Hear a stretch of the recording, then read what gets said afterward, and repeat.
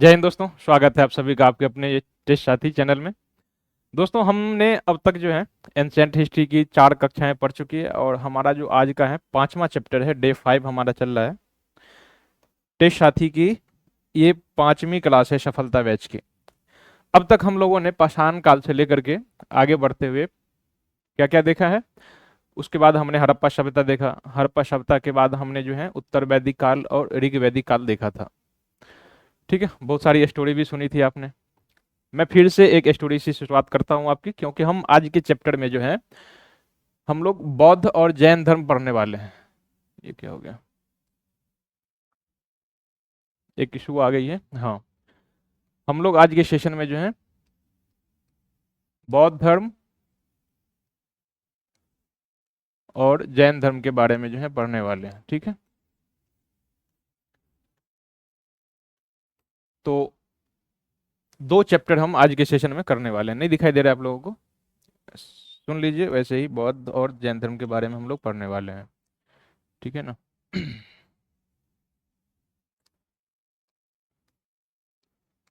बौद्ध धर्म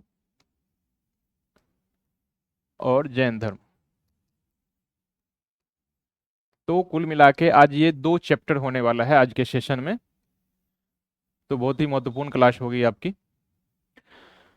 दोस्तों, हम लोगों ने कल देखा था कि जब भी कोई सभ्यता एक दूसरे सभ्यता से आकर मिलती है ना, तो 2 चीजें होती है। हमने अपने समाज में भी देखा होगा कि जब 2 देश या फिर 2 लोग आपस में लड़ते हैं तो 2 बातें आउटकम उसके निकलते हैं। एक ये होता है कि एक दूसरे को परास्त कर दे। तो जब परास्त कर देगा तो फिर विजेता वाला जो है वो अपना जो उस पर चीजें हैं वो उस पर थोप देगा, अपनी शर्तें उस पर सामने वाले पर थोप देगा, हारने वाले पर। दूसरा दूसरा विकल्प ये हो सकता है कि यदि दोनों के दोनों बराबर हो, दोनों मजबूत टीमें हों, तो यहां पर इस अवस्था में दोनों क्या करते हैं, समझौतावादी नीति अपनाते हैं। मतलब आधा तुम जो कह रहे हो वो सही है और आधा मैं जो कह रहा हूं वो सही है, तो इस तरह की समझौतावादी नीति अपनाते हैं। हमने पहले देखा था कि हड़प्पा काल, जब हड़प्पा का अंत होने लगा था तो उस समय आर्य आक्रमण आया हुआ था। आर्य आक्रमण सच है या नहीं है कोई क्लियर नहीं है, सभी इतिहासकारों के बीच में विभेद है। लेकिन इतना तो सच है कि हड़प्पा का एकाएक अंत हुआ था। हड़प्पा सभ्यता का, हड़प्पा सभ्यता एकाएक पतन में चली गई थी। और हड़प्पा के बाद देख रहे हैं ना कि अचानक से एक दूसरी सभ्यता आके बस गई। ऐसा इसलिए हुआ, इसका प्रमाण देखिए। प्रमाण क्या है इसका कि एक तो सप्त सिंधु क्षेत्र में हड़प्पा बसी थी और उसकी जो अगली सभ्यता थी ऋग वैदिक काल, वो कहाँ आके बसी, सिंधु गंगा के ऊपरी मैदान में। तो ये इसका प्रमाण है। दूसरा प्रमाण ये है कि हमने सीधे अपोजिट देखिए, हड़प्पावास जो सभ्यता थी एकदम नगरीय सभ्यता थी और ऋग वैदिक काल में फिर से एकदम लग रहा है कि मानव जो है सीधे गर्त में चला गया, फिर से ग्रामीण सभ्यता हो गई, है ना। सब कुछ व्यापार जो था उस समय का सब कुछ बंद हो गया, जो मुद्रा वगैरह चल रही थी सब कुछ बंद हो गया, उसकी अपनी संस्कृति थी वो सब कुछ बंद हो गया। यहाँ तक कि उसके जो देवी देवता थे, हड़प्पा समाज मातृ सत्तात्मक सभ्यता थी ना, वो सब कुछ उसके साथ निपट गया। और ये जो विजेता थे आर्य लोग, इन लोगों ने अपनी सभ्यता उस पर जाके थोप दी, है ना। क्योंकि आर्य समाज के लोग जो हैं ये पितृसत्तात्मक समाज थे, है ना। तो जब 2 सभ्यता टकराई, हड़प्पा वासियों का ऋग वैदिक काल के आर्य लोगों का टकराव हुआ, तो हड़प्पा वाले इसमें हार गए और आर्य लोगों का विजय हुआ था। तो फिर आर्य लोगों ने अपनी सभ्यता उन पर जाके थोप दी। हमने हड़प्पा की जितनी चीजें देखी उसके सीधे अपोजिट कर दीजिए तो ये आर्य आक्रमण, आर्य वाला जो है ये हो जाता है। ऋग वैदिक काल में हमने यही देखा ना, समाज उसकी पितृसत्तात्मक है ना। व्यापार वगैरह होता नहीं था, कृषि भी इतना था नहीं, थोड़े बहुत कृषि होता था, है ना। तो देखा ना, एक हड़प्पा जो है दूसरे सभ्यता को हरा दिया, तो हराने के बाद अपनी शर्तें उस पर थोप दी। यही चीज आगे जाकर फिर से हो जाता है। आगे ऐसे हो जाता है कि जैसे ही लोहे का आविष्कार हुआ, लोहे का आविष्कार हुआ तो बड़े बड़े आधुनिक ढंग के हथियार बनने लगे, कुल्हाड़ी या फिर तलवार या फिर बर्छे जैसे हथियार बनने लगे, जिसे जंगलों को साफ किया जाना बहुत ही आसान हो गया था। इस प्रक्रिया में ये हुआ कि बाहरी लोग, जो मैदानी भाग में रहने वाले लोग थे, इन लोगों का जंगली भागों में प्रवेश शुरू हुआ। जब इन लोगों ने जंगली भागों में प्रवेश करना शुरू हुआ तो वहां के जो मूल निवासी थे यानी कि जनजातीय लोग, इन दोनों के बीच में टकराव शुरू हुआ। एक तरफ ये ऋग वैदिक काल के लोग और दूसरी तरफ जो है जंगली लोग, है ना, जनजातीय लोग, इन दोनों के बीच टकराव शुरू हुआ। टकराव शुरू हुआ तो ये दोनों सशक्त थे इस बार। उत्तर वैदिक काल में दोनों सशक्त लोग थे। इन लोगों को पता था, क्योंकि आर्य लोग जो थे ये बाहर से आए थे और बहुत ही इनकी संख्या कम थी। कितनों उठा के ले आए कोई बाहर से तो कितनी संख्या होगी, कम होगी। और जो जनजातीय लोग थे इनकी संख्या प्रबल थी, बहुत ज्यादा थी इन लोगों की। तो आर्य लोगों को जीतना नामुमकिन था और लगिए समझिए कि लगभग वो हार ही गए थे। भारतीय की जो जनजातीय लोग थे इन लोगों से हार ही गए थे। मैं इसका प्रमाण भी दूंगा आपको कि कैसे लगभग वो हारने के बस तक पहुंच चुका था। तो जब दो शक्ति बराबर हो, जब दो शक्तियां जो आपस में लड़ रही है और वो बराबर हो, तब इस बीच की जो समझौतेवादी नीति अपनाई जाती है, इसका जो निचोड़ होता है वो समझौतावादी नीति होता है। कुछ बातें आर्य समाज की बातें जनजातीय लोगों ने एक्सेप्ट किया और कुछ जनजातीय लोगों की बातें जो है आर्य लोगों ने एक्सेप्ट किया। इसी को समझौतावादी जो है निष्कर्ष निकालना कहते हैं। अब इसका प्रमाण मैं आपको दे रहा हूं। हड़प्पा काल में जितने सारे देवी देवता थे इस काल में सारे गौण हो गए, आर्य काल में, ऋग वैदिक काल में, है ना। लेकिन उत्तर वैदिक काल में देखिए, उत्तर वैदिक काल में जनजातीय जो देवी देवता हैं इसको आर्य लोगों ने महत्वपूर्ण स्थान दे दिया। जब ये लोग हार गए या फिर हारने के कगार पर आ गए या फिर समझौतावादी नीति अपनाया गया, तो इस ये जब जंगल में प्रवेश करने लगे ना, उत्तर वैदिक काल के जो आर्य थे जब जंगलों में प्रवेश करने लगे जनजातीय क्षेत्रों में, तो फिर जनजातीय लोगों ने कहा कि तुम ठहरो, तुम हमारे एरिया में प्रवेश नहीं कर सकते। तो इन्होंने कहा कि देखो हमें प्रवेश करने दो, हम तुम्हें भी जो है हम कुछ विशेष अधिकार देंगे, कुछ हमें विशेषताएं देंगे, तुम्हें कुछ अधिकार देंगे। क्या अधिकार दोगे? तो हम तुम्हें ये अधिकार देंगे कि तुम्हारे जो देवी देवता है ना उसे हम अपने धर्म में सर्वोच्च स्थान देंगे, है ना। ऐसा नहीं है कि तुम्हारे धर्म और संस्कृति या फिर तुम्हारे जो देवी देवता हैं वो हमारे धर्म में विलीन होकर जो है व्याप्त हो जाएगा, विलुप्त हो जाएगा, ऐसी बात नहीं है। हम उसे उचित सम्मान देंगे। इसका प्रमाण ये है कि भगवान गणेश, आज तक सनातन धर्म में जब भी भगवान गणेश की पूजा होती है तो कहा जाता है कि सबसे पहले सभी देवों में सर्वप्रथम पूजे जाने वाले देवता गणेश देवता हैं। ऐसा क्यों होता है? इंद्र देवता थे ना ऋग वैदिक काल के सर्वोच्च देवता, उसे वर्षा के देवता और युद्ध के देवता तक कहा जाता था। फिर उत्तर वैदिक काल में पशुपति देवता कैसे हो गए सर्वोच्च? ये पशुओं के देवता थे। और पशुओं कौन पालता है? शूद्र जाति के लोग पालता है ना, ये जनजातीय लोग पालते हैं ना पशु। फिर इनके देवता कैसे सर्वोच्च हो गए? देख रहे हैं ना गणेश जी की प्राकृतिक बनावट, शारीरिक बनावट, ऊपर में एक जनजातीय जो प्रकृति भगवान है जो जानवरों का सिर रखे हुए हैं, ऐसे ही भगवान कार्तिकेय का सर देखिए। या फिर और तरह के जो मुरुगन देवता है जिसके पक्षी जो है गरुड़ का शरीर जो है उसका ऊपर वाला फेशियल वो गरुड़ है और नीचे से जो है सिरधर अलग अलग है ना, भगवान नरसिंह, चाहे इस तरह के जो जो भी अवतार आप देखते हैं भगवान वगैरह, ये सभी जनजातीय देवता हैं। इस समय के आर्य लोगों ने कहा कि हम तुम्हारे धर्म को अपने आप में विलीन नहीं करेंगे बल्कि उसे उचित सम्मान देंगे। तुम जितना अभी दे रहे हो उससे ज्यादा सम्मान देंगे, तुम हमें भी आने दो और अपने समाज में घुलने मिलने दो। ठीक है, फिर ये समझौतावादी नीति हो गई और ये यहाँ जा पाके बसने लगे। बात केवल यहीं तक समाप्त नहीं हुई। हमने देखा था कि ये तो हमारी धार्मिक उथल पुथल थी। धार्मिक उथल पुथल होने के बाद एक साथ ऐसा नहीं है कि बारी बारी से उथल पुथल हुआ, राजनीतिक जो क्षेत्र है उसमें भी उथल पुथल होनी शुरू हो गई थी। लोहे के आविष्कार ने समाज के लगभग जितने डायमेंशन हैं उन सभी डायमेंशन को प्रभावित किया था। हमने देखा था कि लोहे के आविष्कार के कारण कृषि बहुत ज्यादा तेजी से बढ़ने लगी थी, बहुत उत्पादन जो है काफी वृद्धि होने लगा था। गंगा के उपजाऊ मैदान और वहां पर फसलों को काट जो है जंगलों को साफ करके कृषि करना शुरू हो गया था, तो फसल उत्पादन कई गुना वृद्धि हो गया था वहां पर।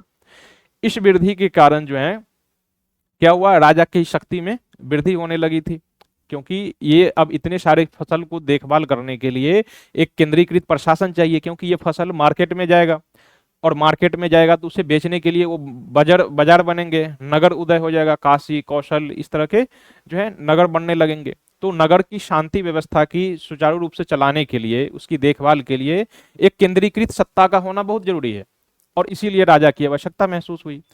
राजा भी बना दिया गया उत्तर वैदिक काल में। और जब राजा बन गया तो राजा वैसे तो काम नहीं करेंगे ना, राजा को पावर देना पड़ेगा, बिना पावर के तो काम नहीं करेगा। तो पावर देने के लिए उसे कहा कि आपको काम करने की जरूरत नहीं है, हम सभी समाज के लोग आपको टैक्स देंगे और आप उसी टैक्स से अपनी शक्ति अर्जित कीजिए और फिर हम पर शासन कीजिए, समाज में एकरूपता बनाए रखिए। शुरू तो ऐसे ही हुआ था, लेकिन अंत में जाते जाते आप देख रहे हो ना कि जैसे ही ऋग्वैदिक उत्तर वैदिक काल का जो अंत आने लगा था, तब तक आते आते राजा ने अपनी इतनी शक्ति बना ली थी कि यहाँ तक का अपना पद जो है अनुवांशिक कर लिया था उसने। उसने अपनी सेना बनानी शुरू कर दी थी। शुरुआत में तो उत्तर वैदिक काल के शुरुआत में जन जो है कबीलियाई सेना ही रहते थे, अस्थाई सेना नहीं रखा जाता था। लेकिन इसके अंतिम चरण आते आते उन लोगों सेना भी रखने लगे थे। इसके भी कारण है, जब ये लोग जंगल में प्रवेश करने लगे थे तो वहां से जानवरों को, घोड़ा और हाथी को पकड़ के रखने लगे, उसे पालतू बनाया जाने लगा था। ये लोग युद्ध में बड़ा काम आता था। ठीक है, तो राजा की शक्ति में काफी उथल पुथल हो गई, ठीक हो गई। राजा इतनी शक्ति से काफी खुश नहीं हुआ। उन्होंने अस्त्र शस्त्र, हाथी घोड़ा पाल लेने से ही खुश नहीं हुआ। वो चाहता था कि हम दूसरे क्षेत्र को भी विजित कर लें, हम चक्रवर्ती सम्राट कहलें, हम सम्राट कहलें, हम एक राट की उपाधि धारण करें। इस तरह की उपाधि धारण करने के लिए आपको ज्यादा से ज्यादा क्षेत्र विजित करने पड़ेंगे। और इसके लिए एक और चीज था कि राजा आपको सम्मान की दृष्टि से देखें, है ना, याद है ना, वो जो है मुगल काल, सल्तनत काल में आपने देखा होगा, बलबन ने लख्त और रौह की नीति अपनाई थी। बड़े बड़े देवीय अधिकार का वादा किया था उसने, है ना, कि हम देवी अधिकार से संपन्न है, हम सुल्तान जो हैं ये भगवान के प्रतिनिधि होते हैं। ये ऐसा क्यों कर रहा था? क्योंकि अपनी सत्ता को वर्चस्व बनाए रखने के लिए वो करना शुरू किया था। यहां भी वो सेम करना चाहने लगा था।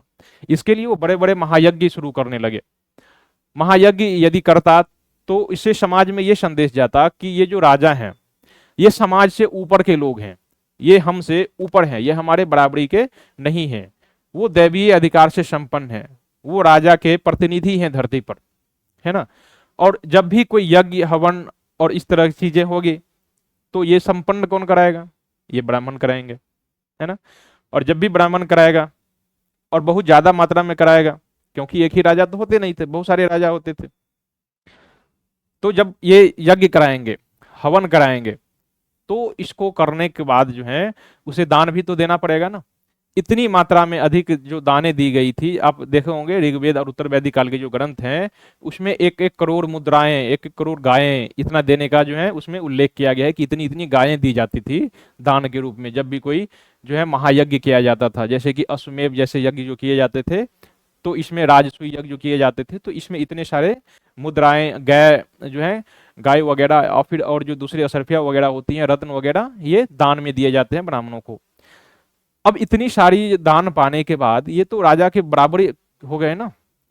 राजा को तो समाज ने दिया कि तुम सशक्त बनो और हम पर शासन करो ताकि समाज में समानता आएगी, लेकिन ये तो लूट रहा है, ये तो लूट रहा है। उसे तो बनाया गया, राजा को जनतांत्रिक विधि से उसे चुना गया, उसे पावर दिया गया, उसे धन दिया गया, लेकिन यहाँ पर ब्राह्मण पुरोहितों को क्या दिया गया? वो तो लूट रहा है ना इस तरफ से। ठीक, ये चीज ब्राह्मण जो है उस समय के क्षत्रिय राजा, इनको भी बर्दाश्त नहीं हुआ। फिर इन दोनों के बीच में टकराव शुरू हुआ, क्योंकि ब्राह्मण लोग विशेषाधिकार मांगने लगे थे। उस समय हम लोग देख चुके हैं कि ऋग वैदिक काल के अंतिम चरण में ही समाज 4 वर्णों में बढ़ चुका था, सबसे ऊपर रहते थे ब्राह्मण। इतना पावरफुल होने के बाद राजा एक सम्राट कहलाने के बाद, एक राट कहलाने के बाद भी वो ब्राह्मण से नीचे होते थे।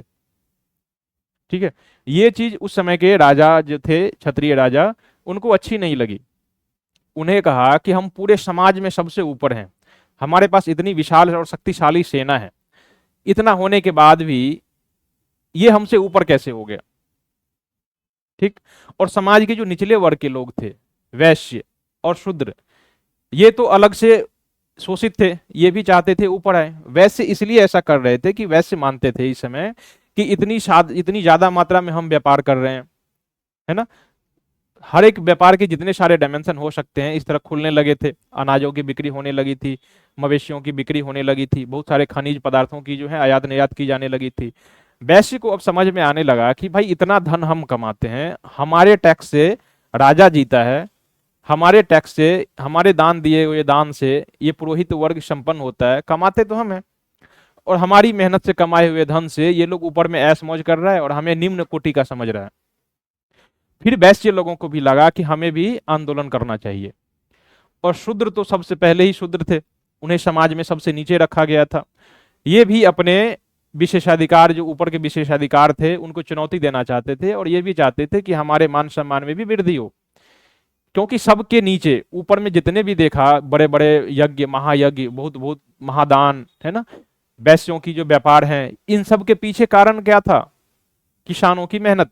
यदि किसान किसानी ना करते, अनाज फसल का अनाज ना उगाते, तो मार्केट में व्यापार कौन करता? फिर व्यापारी वर्ग होता ही नहीं, और व्यापारी ना होता तो टैक्स ना देता तो राजा कहाँ से आता, और राजा ना होता तो महायज्ञ ना करता, और महायज्ञ ना होता तो फिर पुरोहित ना होता। इन सब के पीछे कौन? किसान। और किसान का ही जो इसे शूद्र की दशा में थे, इन्होंने भी अपनी आवाज उठाई कि हमें भी समाज में बराबरी का अधिकार चाहिए, हम अछूत कैसे हैं, हम तुम जो ऊपर के तीनों लोग हैं, हम इनको पालन करने वाले हैं, हम अछूत कैसे, है ना। तो समाज में एक तरह से आंदोलन की जो है, अब देख रहे हो ना, आंदोलन की स्थिति बन गई थी। समाज में जो ब्राह्मण लोग थे ऊपर में, ये लोग विशेषाधिकार का उपयोग कर रहे थे। समाज 4 वर्णों में बटा था। दूसरा था हमारा क्षत्रिय, तीसरा था हमारा वैश्य या व्यापारी, ठीक, और नीचे था शूद्र। ये नीचे के तीनों लोगों जो है, तीनों लोगों ने ऊपर के ब्राह्मणों के विशेषाधिकारों को चुनौती देने शुरू कर दी। समाज में एक तरह से जनसंघर्ष शुरू हो गया था, ठीक है।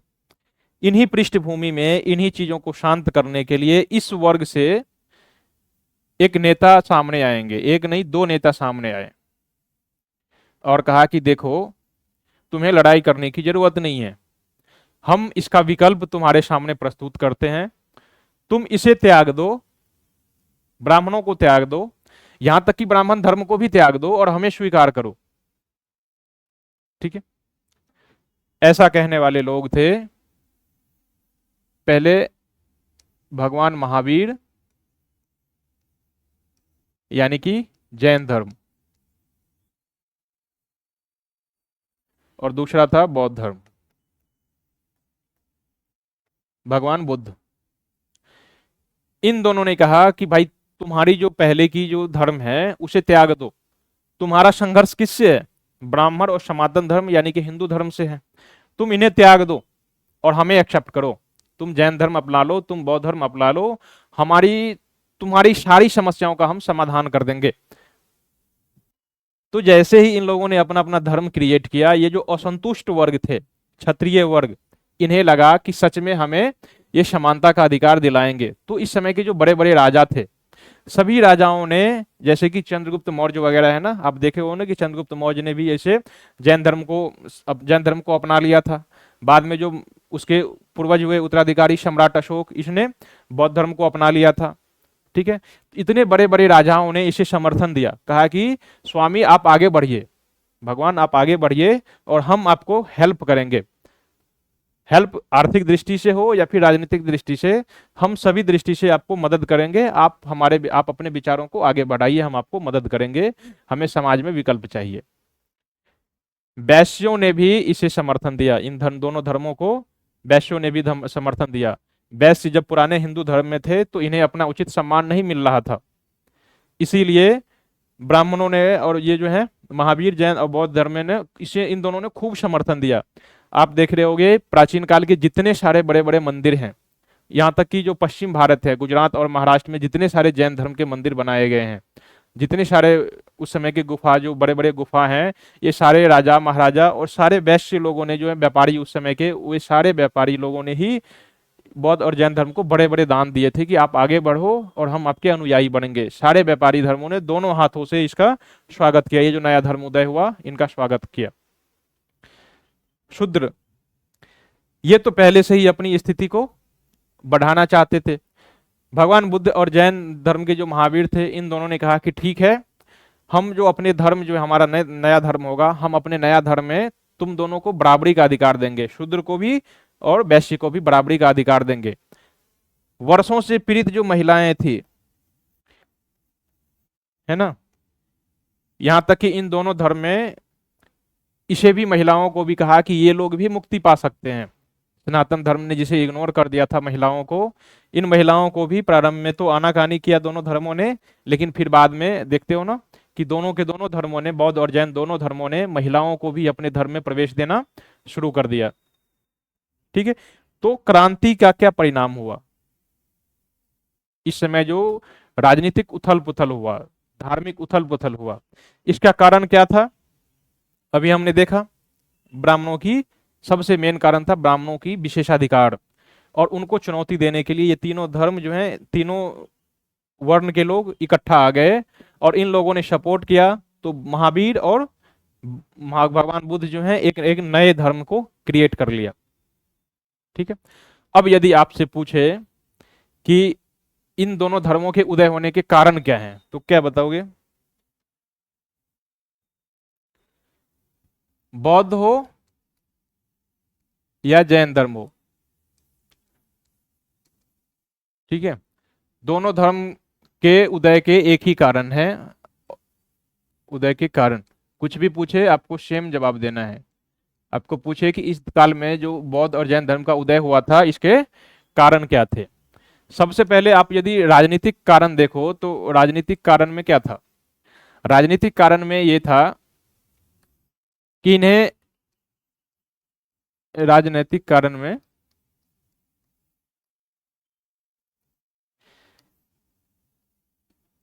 इन्हें समाज में कोई अधिकार नहीं दिया गया था। समाज में कोई अधिकार नहीं दिया गया था। नीचे जो शूद्र थे, इन्हें एक ही शब्द में कहा दिया गया कि तुम्हारा एक ही कर्तव्य है, ऊपर के तीन वर्गों, ब्राह्मणों की सेवा करना, क्षत्रियों की सेवा करना, है ना, मेहनत करना ही तुम्हारे भाग्य में लिखा है। और बाकी जो ऊपर के लोग थे ब्राह्मण, उनका जो है, उनका कोई कर्तव्य ही नहीं था, बल्कि बहुत सारे विशेषाधिकार दिए गए थे। विशेषाधिकार का ये मतलब, यदि कोई पाप भी करता है वो, तो उन्हें उन्हें छोड़ दिया जाएगा, उन्हें कोई दंड की सजा नहीं थी। यहां तक कि राजा भी उसे सजा नहीं दे सकता। वो किसी के क्राइम भी कर ले, किसी का रेप भी कर ले, किसी का गले भी काट ले, तो उसे सजा नहीं दी जा सकती। उसे मृत्यु दंड से मुक्ति मिली थी, उसे क्षमादान मिला हुआ था, बाय बर्थ, जन्म से ही उसे क्षमा मिला हुआ था, कि ब्राह्मणों को ये विशेषाधिकार मिला था। उसे मृत्यु दंड, ब्राह्मणों को मृत्यु दंड नहीं दिया जा सकता था। ठीक है, कितनों बड़ा अत्याचार क्यों ना कर ले, ये चीजें विशेषाधिकार थी। यदि समाज में इस तरह के विशेषाधिकार हैं, रहेगी किसी भी समाज में, तो समाज आगे नहीं बढ़ सकता। वर्तमान में हमारा जो कानून है, संविधान क्या कहता है कि भले कोई बड़े अधिकारी क्यों ना हो, राष्ट्रपति और प्रधानमंत्री क्यों ना हो, कानून के नजर में सभी एक हैं। यदि अपराधी राष्ट्रपति हैं, तो उसे भी वहां पद से हटा करके समान नागरिक की तरह बिहेव किया जाएगा, उसके साथ महाभियोग लगा करके उसे पद से हटा दिया जाएगा। मतलब पूरा राजा, भले राजा क्यों ना हो, सभी कानून के नजर में सेम है। लेकिन इस काल में आप देख रहे हो, कानून की नजर में सेम है, नीचे के तीन लोग सेम है, लेकिन ऊपर के सेम नहीं है। इस तरह निचले वर्गों को कोई अधिकार नहीं दिया गया था, ये इसका पहला कारण था। और अधिकारों की मांग करने के लिए जो है इन लोगों ने लड़ाई करनी शुरू कर दी। दूसरा, यदि आप देखोगे सामाजिक बात में, तो यहां भी मोटा मोटी यही बात है। सामाजिक कारण क्या है कि इन्हें निम्न दर्जा दिया गया था समाज में, इन्हें छुआछूत इसी समय से प्रचलित हो चली थी। दूसरा, इसे जो है जनेऊ धारण जैसे जो चीजें हैं नहीं कर सकता था। निम्न वर्ग के लोग उपनयन संस्कार और जनेऊ धारण नहीं कर सकता था। दूसरा, ये तो हो गया, और क्या था इनका? ठीक है, तो ये इनके निम्न दर्जा था, छुआछूत, ये लोग जनेऊ धारण नहीं कर सकता था। ये इस समय के सामाजिक कारण थे जिनकी वजह से ये लोग जो है ये हुआ था। इन्हें धार्मिक ग्रंथ पढ़ने तक का अधिकार नहीं था। इन्हें धार्मिक ग्रंथ पढ़ने का अधिकार नहीं था। जितने सारे वेद, जितने सारे पुराण, उपनिषद, अरण्यक, जितने सारे ग्रंथ लिखे गए थे, स्मृति वगैरह, निम्न जाति के लोग इसे नहीं पढ़ सकते थे। कोई भी ग्रंथ नहीं पढ़ सकता था, यहां तक कि वो शिक्षा ही नहीं ग्रहण कर सकता था। इन्हें शिक्षा से वंचित रखा गया था, वो शिक्षा ही नहीं ग्रहण कर सकता था। ठीक, इन्हीं कारण से इन लोगों ने मांग उठानी शुरू कर दी। आर्थिक कारण में देखिए क्या है। आर्थिक कारण में दो बातें हैं। एक तो यज्ञ और हवन के कारण बहुत सारे बलि दी जाने लगी थी, बलि प्रथा चलने लगी पली थी, है ना। बड़े बड़े यज्ञ, महायज्ञ होने लगे थे, अश्वमेध यज्ञ, राजसूय यज्ञ, वाजपेयी यज्ञ, इतने जो यज्ञ होते थे उसमें बलि दी जाती थी, गाय की, बैल की, है ना। और जब गाय और बैल का जब ये होगा, बलि दिया जाएगा, बैल का जब बछड़ों का बलि दिया जाएगा, तो फिर किसानों के लिए बैल की कमी हो जाएगी ना। हम्म? बैल की कमी होगी तो फिर किसान खेती किससे करेगा? हाथी को तो खेती में नहीं कर सकता, घोड़े को तो खेती में नहीं लगा सकता, और राजस्थान तो है नहीं कि ऊंट को भी खेती में जोड़ दो। मैदानी भागों में बैल ही एक उद्देश्य है, ये तो आज तक चलता आ रहा है ना। तो इन लोगों ने बलि प्रथा को भी समाप्त करने की मांग उठाई। और बलि प्रथा किस चीज में था? एक हिंदू रिवाज है ना, सनातन धर्म का रिवाज है। तो ये मुद्दा है आर्थिक, मुद्दा आर्थिक है, लेकिन किससे जुड़ा हुआ है? सीधे धर्म से जुड़ा हुआ है, हिंदू धर्म से जुड़ा हुआ है। यानी कि यदि आपको आर्थिक समस्या का हल करना है, बैलों की बचाना है, तो आप हिंदू धर्म से या तो अलग हो जाइए या फिर हिंदू धर्म को मिटा दीजिए, दूसरा कोई उपाय नहीं है। तो इन लोगों ने कौन सा अपनाया? हिंदू धर्म से खुद को अलग ही कर लो, बौद्ध स्वीकार कर लेंगे, हम्म, बौद्ध धर्म, जैन धर्म स्वीकार कर लेंगे, लेकिन सनातन धर्म में नहीं रहेंगे। दूसरा, इस समय व्यापारी लोग जो कर देते थे, और इन्हीं के कर से जो है सरकार हो या ब्राह्मण, है ना, सभी लोग जीते थे ना। इन लोगों ने आवाज उठाई, क्षत्रिय लोगों ने, क्योंकि टैक्स पेयर एक ही था इस समय के, सॉरी ये वैश्य लोग, व्यापारी लोग जो था यही टैक्स पेयर था। इन लोगों ने अपनी स्थिति में सुधार करने की मांग की, कहा कि हम इस तरह समाज में नहीं रह सकते, इस धर्म में नहीं रह सकते, हम उस धर्म में नहीं रह सकते जहां हमें सम्मान नहीं दिया जा रहा, हम ऐसे किसी भी धर्म को स्वीकार नहीं करेंगे जहां हमें उचित आदर न हो। ठीक है, तो इसने भी विरोध किया। और धार्मिक कारण तो आप देख ही रहे हो। धार्मिक कारण, धार्मिक कारण में क्या था? हमने ऋग वैदिक काल तक देखा था कि सभी को शिक्षा ग्रहण करने का अधिकार था, महिला ग्रहण कर सकती थी, यहां तक कि उच्च जाति और निम्न जाति में कोई भेद नहीं किया था। वर्ण व्यवस्था ऋग्वेद के 10वें मंडल में आया है ना, यानी कि ये उत्तर वैदिक काल आ गया। उत्तर वैदिक काल में, उत्तर वैदिक काल से पहले ऋग वैदिक काल में शिक्षा ग्रहण करने का अधिकार पूरी जाति को था, है ना। लेकिन जैसे ही उत्तर वैदिक काल आया, शिक्षा ग्रहण करने के लिए इसके अधिकार वंचित कर लिए गए, शिक्षा तो छीन ही लिया गया। इतने सारे, जितने सारे संस्कार वगैरह होते हैं, इनसे वंचित किया जाने लगा। ये सब संस्कार, कोई भी संस्कार नहीं कर सकता था, जो 16 संस्कार निर्धारित किए गए थे, इन्हें भी इन सबसे वंचित रखा गया था, है ना। इन लोगों की भाषा जो है ना, अब ये काफी जटिल हो गई थी। इन लोगों की भाषा अब एकदम क्लिष्ट संस्कृत भाषा हो गई। ये जन्य समान से ऊपर पहुंच गए। उस समय के जो पुरोहित वर्ग थे, जन्य समान से उनकी पहुंच से बाहर हो गए थे। इतनी ज्यादा बलि प्रथा दी जाने लगी थी, यदि किसी को घर में भगवान सत्यनारायण भगवान का पूजा करना है तो भी आपको इस तरह के यज्ञ होम करवाने पड़ेंगे, बहुत सारे दान दक्षिणा देने पड़ेंगे। ठीक है, तो ये चीजें आ गई थी इसमें। बहुत सारे कर्मकांड आ गए थे, जटिल कर्मकांड घुस गया था इसमें, जादू टोने वगैरह भी इसमें समाहित कर लिए गए थे इस काल में। ठीक है, मोटा मोटी ये कहिए कि भगवान का पूजा करना भी अपने आप में एक जटिल कार्य बन गया था। कोई भी आदमी केवल उसी भगवान या उसी धर्म को पूजा करेगा जो क्या हो, काफी सरल हो, एक काफी सरल धर्म हो। यदि आपको भगवान से मिलने की इच्छा हो, आपको अपने भगवान से मिलना हो, तो आप मंदिर जाइए, वहां पर हाथ जो है हाथ जोड़िए, मत्था टेकिए और वहां से निकल जाइए, हो गया दर्शन। तो सरल रहेगा तब ना। अब यदि आपको कहे कि यदि आपको मंदिर जाना है तो अपने साथ भेंट ले जाइए, बहुत सारे चढ़ावा ले जाइए, प्रसाद ले जाइए, महंगे महंगे प्रसाद ले जाइए, है ना। उस काल में तो देख रहे हैं ना, जैसे अभी भी कई सारे मंदिर हैं जहां पर शराब वगैरह चढ़ाए जाते हैं। तो उस समय भी बहुत सारे जो है ना जटिल हो गया ना। तो जटिल का क्या मतलब है, जितने सारी बुराइयां हैं वो सारी चीजें इसमें आ गई थी। ठीक है। तो इस कारण भी अपने धर्म को परिवर्तित करना चाहते थे ये सभी लोग। ठीक है। इसी कारण से ये धर्म का उदय हुआ। तो कुल मिला के मोटा मोटी चार कारण थे बौद्ध धर्म और जैन धर्म के उदय होने के कारण। तो किसी भी कोई भी पूछे, या तो आपसे बौद्ध धर्म के उदय के कारण पूछे तो भी यही बात होगी, और जैन धर्म के उदय के कारण पूछे तो भी यही बातें लिखना है आपको। ठीक है। ये हो गई जैन धर्म के, ये उदय कर दिया आपने। अब इसके बारे में थोड़ा सा फैक्ट भी जानने की कोशिश करते हैं हम पीपीटी के माध्यम से, क्योंकि आपके एग्जाम की दृष्टि से स्टोरी तो है ही महत्वपूर्ण, क्योंकि ये चीजों को कनेक्ट करती है। इसके वजह यदि आप इस तरह से याद रखोगे तो चीजें भूल नहीं पाओगे।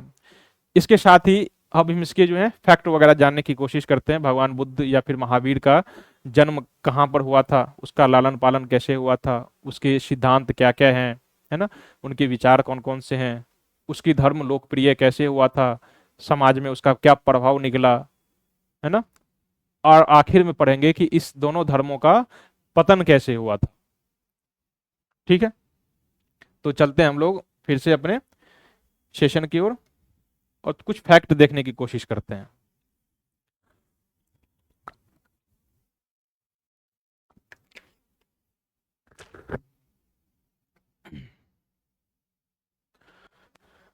सबसे पहला हमारा है जैन धर्म। जैन धर्म सबसे प्राचीन धर्म है भारत में। हड़प्पा सभ्यता में भी इसके अवशेष देखने को मिला था। ठीक है ना, ये बौद्ध धर्म से ज्यादा प्राचीन है। भगवान महावीर इसके 24वें तीर्थंकर थे, ये तो पता ही होगा आप लोगों को। ठीक है, 24वें तीर्थंकर थे। इसका जन्म जो है ये 540 बीसी में हुआ था। इंपॉर्टेंट फैक्ट है। कहां पर हुआ था? वैशाली के कुंडग्राम गांव में हुआ था। ये जंत्रिक क्षत्रिय वंश से संबंधित थे और इसके पिता का नाम सिद्धार्थ है, माता का नाम त्रिशला है, और ये त्रिशला जो थी वैशाली के राजा चेतक की बहन थी, यानी कि वैशाली के राजा का ये भेगना था। क्या मतलब हुआ? मतलब ये राजवंशीय परिवार से थे और क्षत्रिय थे। ठीक है ना, इसलिए इसने विरोध किया था। इन्होंने 30 वर्ष की अवस्था में अपना गृह त्याग कर लिया था और 12 वर्षों तक कठिन तपस्या करने के बाद 42 वर्षों की उम्र में इसे कैवल्य प्राप्त हुआ। कैवल्य यानी कि सर्वोच्च ज्ञान। तो जैन धर्म में कैवल्य का क्या मतलब होता है, आपसे पूछेगा कि जैन धर्म में कैवल्य का क्या मीनिंग होता है, तो सर्वोच्च ज्ञान जो है इसे कहा जाता है। कैवल्य को मतलब सर्वोच्च ज्ञान होता है। महावीर स्वामी ने अपना प्रथम उपदेश पावापुरी में दिया था। महावीर स्वामी का जो प्रतीक चिन्ह है वो सिंह है, और इन्होंने अपने जीवन काल में इन क्षेत्रों में भ्रमण किया था, जिसमें कौशल, मगध, मिथिला क्षेत्र और चंपा, इन सभी रीजन में इन्होंने भ्रमण किया था। यहाँ के व्यापारी और यहाँ के जो राजा वगैरह हैं इन्होंने ऐसे अपना समर्थन प्रदान किया था। 468 बीसी पूर्व 72 वर्ष की आयु में पावापुरी बिहार में ही इनका निधन हो गया। ये इनका छोटा सा जो है आपने देखा, बायोपिक देखा। अब इसके जीवन के उद्देश्य वगैरह सब देख लीजिए। हमने उत्पत्ति के कारण तो बता दिए हैं, जैन धर्म के उत्पत्ति के कारण। यही चीजें सेम यहाँ पर वहां पर लिखी हुई है। ठीक है, तो यहाँ पर दोबारा पढ़ना अच्छा नहीं होगा, आप यहाँ पर देख लीजिए, क्योंकि हमने जो लिख के देखा है वहां पर डिस्क्रिप्टिव वे में है, हमने शॉर्ट वे में देखा था। तो ये जो उत्पत्ति के कारण वही है, जटिल कर्म कांड, ब्राह्मणों की प्रभुत्व, है ना, वर्ण व्यवस्था, क्षत्रिय की प्रतिक्रिया, है ना, लोहे के औजार से ये नई कृषि का व्यवस्था, तो ये सभी चीजें हैं। तो हमने कारण तो पढ़ ही लिए हैं। अब जैन धर्म के सिद्धांत देख लीजिए। जैन धर्म के सिद्धांत अभी सबके बारे में काफी एग्जाम में पूछे जाते हैं, बहुत ज्यादा महत्वपूर्ण है। आपसे सीधे पूछ लिया जाता है कि निम्न में से कौन सा जैन धर्म के त्रिरत्न में शामिल नहीं है, तीन ऑप्शन ये है और एक दूसरा कुछ डाल देगा उसमें ऑप्शन में और कह देगा कि बताओ इनमें से कौन सा जो है जैन धर्म के त्रिरत्न में शामिल नहीं है। तो जैन धर्म के त्रिरत्न आप याद रखिएगा, सम्यक दर्शन, सम्यक ज्ञान और सम्यक चरित्र। यानी कि सत्य को देखना है, अपना जो दृष्टि है ना, सम्यक यानी कि उचित रखना है, ठीक है, किसी भी गलत चीजों को देखना नहीं है। सम्यक ज्ञान यानी कि उचित ज्ञान होना चाहिए, तर्क की कसौटी पर आप जो है उसे पहले तर्क लो, किस कोई बात सीधे कहे, जैसे कि वेद हैं, वेदों में जो बातें लिखी हुई है कि ये भगवान के द्वारा लिखी गई है, या फिर इसमें महिलाओं को शिक्षा का अधिकार नहीं दो, शूद्रों को किताब मत पढ़ने दो, वेद मत पढ़ने दो। तो इन चीजों सुनी सुनाई और लिखी गई बातों पर भले वेद ही क्यों ना हो, इन बातों पर सीधे सुनी सुनाई और लिखी गई बातों पर भरोसा नहीं करनी, है ना। उसे तर्क की कसौटी पर परखो, यदि वो तर्क पर सही ठहरता है तो ही एक्सेप्ट करो। महिलाओं को शिक्षा नहीं देना तर्क कसौटी पर है ना। तो इसने कहा सम्यक ज्ञान होना चाहिए, केवल ज्ञान किसी से सुन लेना ज्ञान नहीं होता। जैसे बचपन में देखते थे ना, दादी नानी की कहानी सुनते थे, कहते थे कि दादी कहती थी कि नानी सब क्या कहती थी कि आसमान में हाथी अपने सुर से क्या करता है, वर्षा करता है। मैं तो यही वेद वाला कहानी हो गया ना, क्या वो सम्यक ज्ञान था? उस समय तो बच्चा था, सब कुछ ज्ञान लेता गया, लेकिन आज आज देख रहे हो ना, बादल का संघनन होता है, हम्म, तब जाके आर्द्रता बरसती है, वर्षण होता है, उसके भी कई टाइप्स होते हैं, बादल के प्रकार होते हैं, ज्योग्राफी में क्या सब पढ़ा है ना। तो ये थी सम्यक ज्ञान। सम्यक चरित्र, हम्म, मतलब हमने जो देखा, हमने जो ज्ञान अर्जित किया, उसी के अनुसार हमारा चरित्र भी होना चाहिए। इसी को कहा जाता है मनसा वाचा और कर्मणा। सत्य जो है मन, वचन और कर्म तीनों से होनी चाहिए। केवल मन से सत्य हो और कर्म आपके अच्छे ना हो तो ऐसे नहीं होना चाहिए। मनसा वाचा कर्मणा तीनों सत्य होनी चाहिए हमारी, तीनों धार्मिक प्रकृति की हो, तीनों उचित हो, ठीक है ना। गांधी के बापू के तीन बंदर का सुना है ना, बुरा मत देखो, बुरा मत सुनो और बुरा मत कहो, ये इन्हीं पर आधारित है, ठीक। इसके अलावा पंच महाव्रत भी दिए गए थे, है ना। ये त्रिरत्न के अलावा पंच महाव्रत भी दिए गए थे। पंच महाव्रत में चार महाव्रत जो है जैन धर्म में पहले से ही एक्सेप्टेबल था। अंतिम के जो पांचवा व्रत था ब्रह्मचर्य, ये जैन धर्म के जो 24वें तीर्थंकर थे महावीर स्वामी, उसने इसे ऐड किया था। सबसे पहला था अहिंसा, यानी कि जीव को चोट न पहुंचाना। अहिंसा जैन धर्म में बहुत ज्यादा जो है महत्वपूर्ण हो जाता है, यहां तक कि वो कहता है कि कृषि भी नहीं करना, क्योंकि कृषि करने से उसमें जो है जीव हत्या होती है, छोटे छोटे जो केचुए वगैरह है वो मारे जाते हैं, है ना, और बड़े जीवों की तो छोड़ ही दीजिए।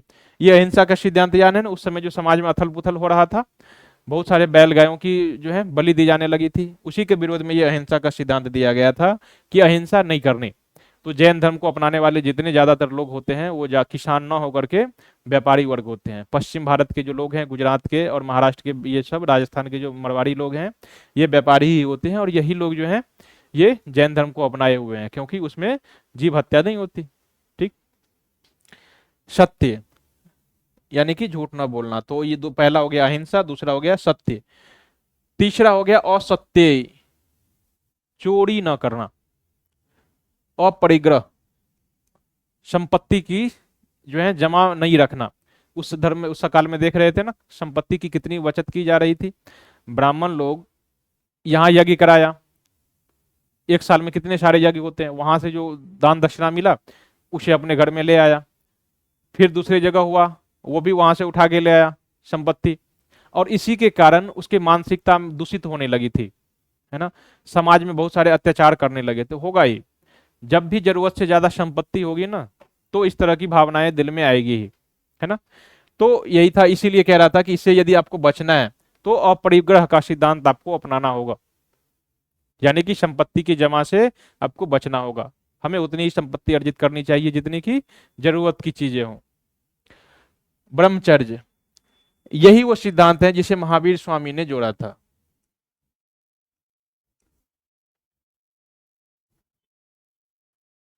ठीक है। इन्हीं चीजों को महावीर स्वामी ने जोड़ा था। ईश्वर की अवधारणा उस काल में जो उस काल के पुरोहित और ब्राह्मण वर्ग थे, ये अपने धर्म में इतना वर्चस्व बनाए हुए थे कि ये लोग सीधे कह रहे थे कि उस काल की जो वेद लिखी हुई है और वेद में जो लिखी गई बातें हैं वो सारे ईश्वर के द्वारा प्रदत्त हैं। ईश्वर ने खुद आके वेद लिख के गया है और उसमें लिखी गई हर एक बात सत्य है ना। और उसी के नाम पर जो है कह रहा था कि जो इसकी बातों को नहीं मानेगा, वेद में लिखी गई बातों को नहीं मानेगा, वो नरक को भोगेगा। वो भगवान के नाम पर खूब डराते थे, है ना। और आपसे कहते थे कि यदि आपसे कुछ नहीं हो रहा, जादू टोने का क्या मतलब है? जादू टोने का मतलब है गृह कलेश या फिर कुछ यदि संभावना हो जाती है तो ये आके कहेंगे ब्राह्मण कि देखो तुम्हारे जो है बेटा पढ़ नहीं रहा है या फिर पति शराबी हो गया है, तो इसका उपाय हमारे पास है, तुम ये यज्ञ करवाओ, वो ठीक हो जाएगा। ठीक है, यज्ञ करने से क्या हो जाएगा, हमारा भगवान से सीधे संपर्क है, हम भगवान से बातचीत करेंगे और वो ठीक कर देंगे। जैन धर्म कहता है कि ईश्वर है ही नहीं, है ना, ईश्वर जैसी चीजें ही नहीं है, इस प्रकृति के कोई नीति नियंता नहीं है, प्रकृति अपने आप चलती है, एक जो है यूनिवर्सल लॉ है, सार्वभौमिक नियम है, उससे चलता है, इसके कोई नीति नियंता नहीं है। सूर्य खुद अपने आप उदित होता है और बाद में अपने से ही वो निष्क्रिय भी हो जाता है, तारे खुद भी जन्म लेते हैं, पेड़ पौधा खुद भी जन्म लेते हैं, इसके लिए भगवान का होना जरूरी नहीं है। जैन धर्म ने ये बातें रखी। उसने कहा कि ब्रह्मांड शाश्वत है, इसका न तो कभी अंत होता है न ही कभी नाश होगा, है ना। सभी इसकी संसार की सारी चीजें और संस्थाएं शाश्वत है, इसे नाश नहीं किया जा सकता। ये ब्राह्मण धर्म के सीधे उल्टा है और ब्राह्मण धर्म के हर एक बातों को इसमें तोड़ दिया गया है, हर एक बातों को तोड़ दिया गया। ये कहता है, ब्राह्मण धर्म कहता है भगवान है और सब नियंता है, सभी चीजों को अपने हाथों में कंट्रोल करता है। गीता में क्या कहा गया है?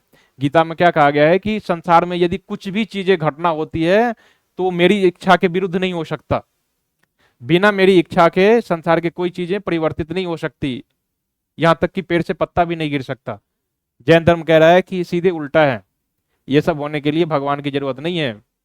पत्ता में विटामिन की कमी हो गई होगी, मिनरल की कमी हो गई होगी, पत्ता सूख गया होगा और ये गिर गया होगा, ये नेचुरल घटना है, इसके लिए भगवान का होना जरूरी नहीं है। ब्रह्मांड स्वयं के ब्रह्मांडीय नियम से चलता है, अपनी हिसाब से चलता है, ठीक है, इसके कोई कंट्रोलर की जरूरत नहीं है। ब्रह्मांड के मामलों को चलाने या उसे मैनेज करने के लिए किसी भगवान की आवश्यकता नहीं होती, ये जैन धर्म कहता है। जैन धर्म ईश्वर को ब्रह्मांड के निर्माता या फिर उसके उत्तरजीवी संहारक के रूप में नहीं एक्सेप्ट करता। जैन धर्म मानता है कि ईश्वर एक प्राणी है, जैसे हम है ना वैसे ये भी एक प्राणी है। ठीक है, अच्छा, ठीक है। जब कोई व्यक्ति अपने सभी कर्मों को नष्ट कर देता है तो एक मुक्त आत्मा बन जाता है। आत्मा की बातें जो है जैन धर्म में स्वीकार की गई है, ठीक है, इसे ही कहा जाता है। मुक्त आत्मा के पास अनंत ज्ञान होती है, अनंत दृष्टि, अनंत शक्ति और अनंत आनंद होता है। प्रत्येक जीव में ईश्वर बनने की क्षमता होती है। ईश्वर का मतलब भगवान नहीं होता, लेकिन मानव से ऊंचा स्थान प्राप्त होता है उसे। जैन धर्म इसी को प्राप्त करना चाहते थे और इसी के लिए जब वो सभी कर्मों से मुक्त हो जाते थे तो एक उसकी संलेखना विधि होती थी। संलेखना का मतलब होता है उपवास विधि, संलेखना विधि। इसी विधि से क्या करता था, वो अपने देह का त्याग करता था। चंद्रगुप्त मौर्य के बारे में सुना है ना, उसने श्रवण बेलगोला में जाकर के अपना गृह त्याग किया था। और ये 10 दिन पहले भी ये चर्चा में आया था। एक छोटी सी बच्ची थी 18-20 साल की, उसे एक बीमारी लगी हुई थी, कोई भयंकर बीमारी लगी हुई थी। तो पहले क्या जाता था, एक जहरीला इंजेक्शन दे करके उसे मारा जाता था, जिसे आप इच्छा मृत्यु कहते हैं ना। तो इच्छा मृत्यु में क्या होता था, एक जहरीला इंजेक्शन लगा दिया जाता था, या फिर जो उसके लाइफ सपोर्ट सिस्टम होते थे जैसे कि जो वेंटिलेटर होता था तो वेंटिलेटर को हटा लिया जाता था। तो इस तरह से उसे जो है इच्छा मृत्यु दिया जाता था। लेकिन पहली बार ऐसा हुआ है कि आज से 10 दिन की न्यूज है, समाचार पत्रों में आपने पढ़ा होगा कि अभी हाल ही में इस विधि से उस बीमार लड़की को जो है मृत्यु को प्राप्त किया गया है। तो ये समाज में एक्सेप्टेबल है आज में, आज भी, ठीक है। ये संलेखना विधि, तो संलेखना का मतलब होता है एक तरह से इच्छा मृत्यु कह सकते हैं, अपनी इच्छा से मरना, ठीक। जैनियों का एक ईश्वर नहीं है ना, इनके देवता असंख्य है, होगा ही।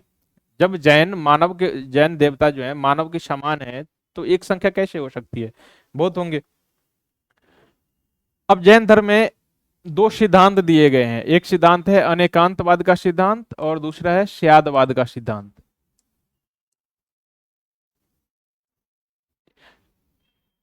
इन सिद्धांत को समझने के लिए हमें एक स्टोरी को समझना होगा। मैं एक स्टोरी आपको जो है सुना रहा हूं।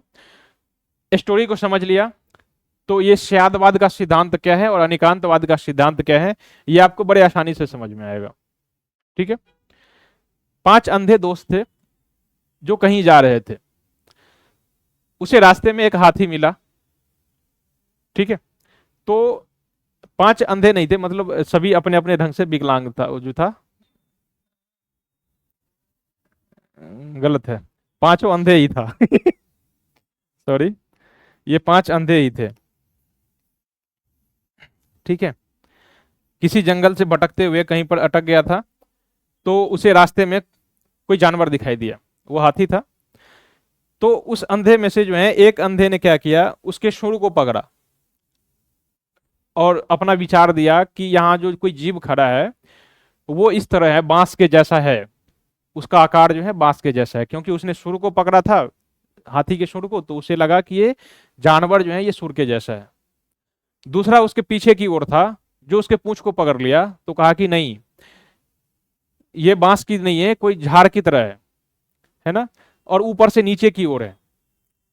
फिर तीसरा कहा, उसके टांग को पकड़ा था, कहा कि ये कोई स्तंभ जैसा है, कोई पिलर जैसा दिखाई दे रहा है, जैसे लग रहा है कोई पेड़ जैसा है ना।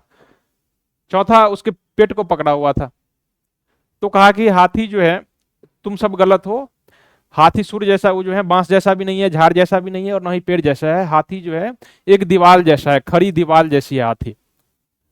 ठीक। ऐसे ही पांचों अंधे अपने अपने राय दिए। अब बताना है आपको कि इस पांचों में से सही कौन सा है। ठीक है।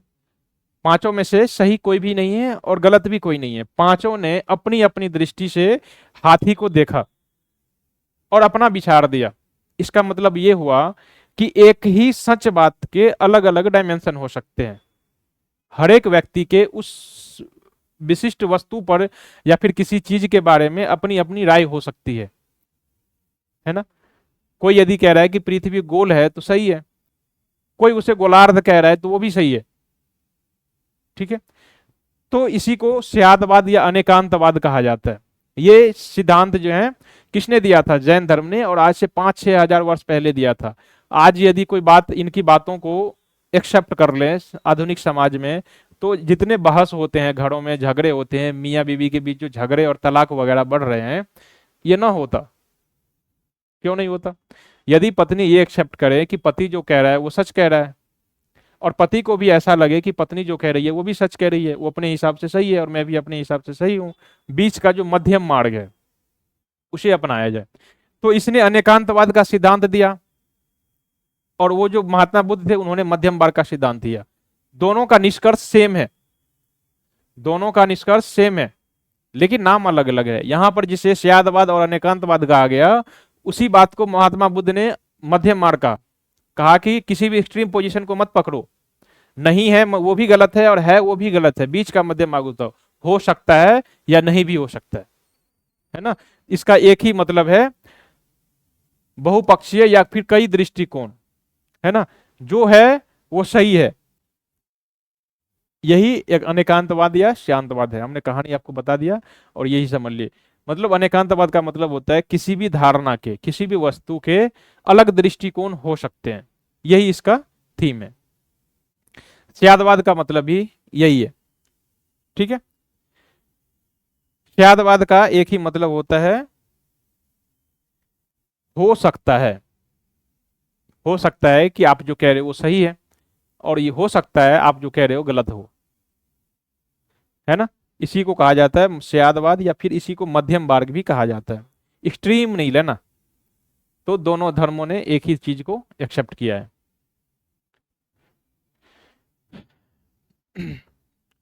ये मोटा मोटी वही बातें हैं। अनेकवाद जो है, अनेकांतवाद और स्यादवाद के बीच अंतर देखिए, दोनों एक दूसरे से मिलता जुलता है, देखने में लगता है ऊपर से कि दोनों चीजें एक हैं, लेकिन दोनों में कुछ बेसिक डिफरेंसेज भी हैं। उसी डिफरेंस को यहाँ पर जरा आप देख लीजिए कि क्या डिफरेंस है ये दोनों में। अनेकांतवाद और जो है स्यादवाद, दोनों जैन धर्म के दोनों सिद्धांत हैं, लेकिन कुछ अंतर भी है। अनेकांतवाद जो है ये वास्तविकता के बहुआयामी और जटिल होने का सिद्धांत है, जबकि स्यादवाद जो है ज्ञान और तर्क का सिद्धांत है। स्यादवाद जो है ये अनेकांतवाद को समझाने के और व्यक्त करने के लिए प्रयुक्त किया जाता है। तो वैसे ही अनेकांतवाद भी हैं जो स्यादवाद को समझाने के लिए प्रयुक्त किया जाता है, दोनों एक दूसरे को समझाता है। वहीं यदि हम अनेकांतवाद को समझने की कोशिश करें तो अनेकांतवाद का मतलब होता है अनेक अंत। अनेक अंत का मतलब होता है इसके अनेक दृष्टिकोण हो सकते हैं, कोई भी एक दृष्टिकोण सच अथवा गलत नहीं हो सकता। ठीक है, सत्य के कई पहलू हो सकते हैं, एक ही वस्तु में अनेक गुण होते हैं जो परस्पर विरोधी भी हो सकते हैं, सभी चीजों को एक्सेप्ट करना जरूरी है। तो ये मोटा मोटी अनेकांतवाद और स्यादवाद में अंतर था। हमने हाथी और अंधों की कहानी आपको बता दिया है। ठीक है, हमने स्यादवाद भी बता दिया था, हो सकता है या सापेक्ष, हमने इसे डिस्क्राइब करने के लिए यहाँ पर लिखा है। यदि आपके मेंस वगैरह से हमें पूछ दें कि स्यादवाद को डिस्क्राइब कीजिए या फिर टिप्पणी कीजिए, अनेकांतवाद पर टिप्पणी कीजिए, इसीलिए मैंने इसका मटेरियल दिया है यहाँ पर। आपके पास पर्याप्त मटेरियल है, आप इसे समझ सकते हो, लेकिन इस सभी का हमने मोटा मोटी चीज बता दिया है, कहानी क्या है स्यादवाद। अब हम इसके संप्रदाय के बारे में देखते हैं। जैन धर्म के संप्रदाय, इसका विभाजन हो गया था जैन धर्म और दो भागों में बट गया था, दिगंबर और श्वेतांबर। दिगंबर जो थे इसके साधु लोग जो हैं नग्नता में विश्वास करते थे। ये लोग संपूर्ण त्याग में विश्वास करते थे, दिगंबर लोग। ये लोग कपड़ा तक नहीं पहनते थे। ठीक है, ये कपड़े नहीं पहनते थे। ये 5 व्रत जो दिए गए थे ना, पंचव्रत, यहां तक कि महावीर स्वामी जो दिया गया था, महावीर स्वामी के द्वारा जो 5वां व्रत दिया गया था ब्रह्मचर्य वाला, वो भी एक्सेप्ट करते थे और आजीवन जो है अविवाहित रहते थे। ठीक, तो ये 5 व्रत को पालन करते थे दिगंबर लोग। इनकी मान्यता थी कि औरतें मोक्ष प्राप्त नहीं कर सकती, इसीलिए औरतें जो है ये जैन साधु नहीं हो सकती, इनका मानना था। इस संप्रदाय के संस्थापक भद्रबाहु थे, दिगंबर संप्रदाय के संस्थापक भद्रबाहु थे। और इस दिगंबर संप्रदाय के भीतर कई सारे उप संप्रदाय भी बाद में बनने लगे थे, उसका नाम भी आप याद रखिए, क्योंकि ये सब पूछ लिए जाते हैं। ये जो उप संप्रदाय है किस संघ से संबंधित है। ये मूल संघ 20 पंथ, थेरा पंथ, तरन पंथ, क्षमा पंथ, लघु उपगमान पंथ और तोता पंथ। यूपीएससी में पूछे गए प्रश्न है, 2021-22 में ये पूछा गया था कि ये उप संप्रदाय किस संप्रदाय से संबंधित है। ठीक है,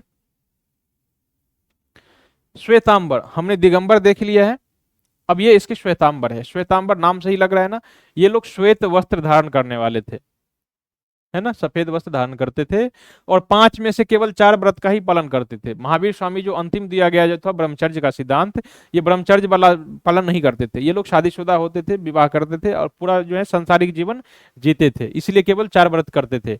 और ये लोग चाहते थे, इन लोगों का कहना था कि महिलाएं भी मुक्ति प्राप्त कर सकती है। इन लोग इसीलिए जो है जैन के जो साधु होते थे, ये दिगंबर में, श्वेतांबर वाला में महिलाएं भी साधु हो सकती थी। ठीक है, इस धर्म के संस्थापक थे स्थूलभद्र, है ना, स्थूलभद्र इसके श्वेतांबर संप्रदाय के संस्थापक थे। और इसके भी उप संप्रदाय हुए हैं, मूर्ति पूजक, स्थनकवासी और थेरापंथी। मूर्ति पूजक इसके कैटेगरी हैं सब, है ना, ये सब कैटेगरी हैं, सब संप्रदाय हैं इसके, स्थनकवासी और थेरापंथी। थेरापंथी किस वर्ग के आता है, ये श्वेतांबर संप्रदाय के अंतर्गत। अब हमने जैन धर्म के प्रसार के कारण देखना है। तो हम जैन धर्म के साथ साथ जो है जब हम बौद्ध पढ़ेंगे ना, तो जैन और बौद्ध दोनों का कारण, जैसे ही हमने देखा था प्रसार के कारण, जैसे हमने देखा था उत्पत्ति के कारण, ऐसे प्रसार के कारण दोनों के सेम है। दोनों ने स्थानीय भाषा, यदि यहाँ पर जैन धर्म का दे रहा है ना, तो यहाँ पर आप समझिए कि ये बौद्ध धर्म के भी प्रसार के कारण है, दोनों के कारण सेम है। ठीक है, दोनों धर्मों ने क्या किया था, अपनी अपनी जो है स्थानीय जनता की भाषा में प्रवचन देना शुरू किया था। उस समय जो सनातन धर्म था संस्कृत को अपना लिया था, और संस्कृत धर्म जो भाषा को अपना लेने के कारण ये आम जनता से दूर हो गई थी। उस समय के जितने सारे साहित्यिक ग्रंथ लिखे गए थे हिंदू धर्म में, वो सारे संस्कृत में लिखे गए थे। इसीलिए जैन धर्म के जो संस्थापक थे, या फिर महावीर स्वामी और या फिर वो भगवान बुद्ध थे, इन्होंने अपना उपदेश जो है उस समय की लोकल भाषा, पाली भाषा और प्राकृत भाषा में दिया था। और अपने सारे ग्रंथ जो हैं वो इन्हीं भाषा में लिखे थे। और इन ग्रंथों को पढ़ने का था अधिकार जो है सभी लोगों को दिया था, यहाँ तक कि महिलाएं भी साधु भी बन सकती थी और उसे शिक्षा भी ग्रहण कर सकती थी और इन ग्रंथों को पढ़ भी सकती थी। ठीक है, तो इसीलिए ये स्वीकार हुआ। दूसरा, इन लोगों ने खुद को ब्राह्मण धर्म से ज्यादा स्पष्ट नहीं किया, अलग नहीं रखा। यदि सीधे अपोजिट हो जाता तो उस समय ब्राह्मण धर्म के मानने वाले जो छोटे जाति के लोग थे एक्सेप्ट नहीं करते। जैसे कि अभी देखिए कुछ लोग सिख हैं ना, तो जो लोग सिख हैं वो हिंदू भी हैं, अपने आप को हिंदू भी कहते हैं, क्योंकि वो लोग भी भगवान गणेश की पूजा करते हैं, विष्णु की पूजा करते हैं, कृष्ण अष्टमी में मनाते हैं, है ना। तो जो सिख हैं वो हिंदू भी है, जो जैनी है वो भी हिंदू है, या बौद्ध धर्म अपना लिया है वो भी हिंदू है। ऐसे ही यहाँ भी था, उसने खुद को बहुत ज्यादा डिस्क्राइब नहीं किया। जैसे हिंदू और मुस्लिम अभी वर्तमान में सीधे अपोजिट है ना। जो मुस्लिम है वो मुस्लिम ही है, हिंदू नहीं हो सकता। लेकिन सिख धर्म में ऐसा नहीं है, बौद्ध और जैन के साथ ऐसा नहीं है। जो बौद्ध है, जो जैन है, या फिर जो सिख है वो हिंदू भी है, आप ऐसा मान के चलिए। ठीक है,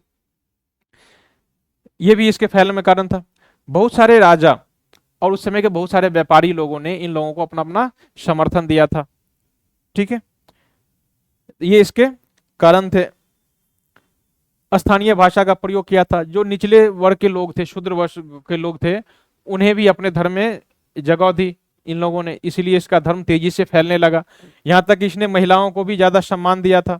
अहिंसा पर जोर देने के कारण व्यापारी लोगों का समर्थन मिला था, किसान लोग भी इसे एक्सेप्ट किया।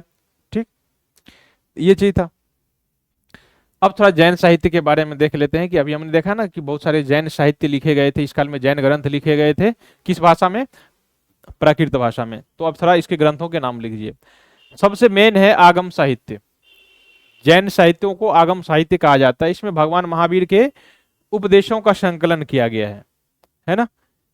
इसे दो भागों में विभाजित किया गया है जैन आगम साहित्य को। एक है अंग आगम, है ना। इस अंग आगम में जो है भगवान महावीर के प्रत्यक्ष उपदेश दिए गए हैं, इसमें संकलन किया गया है इसमें। दूसरा है इसका संकलन, ये जो अंग आगम साहित्य है इसका संकलन गंधर्वों ने किया था। तो ये चीजें हैं। आगम साहित्य दो प्रकार के हैं, एक है अंग आगम और दूसरा है अंग बाह्य आगम।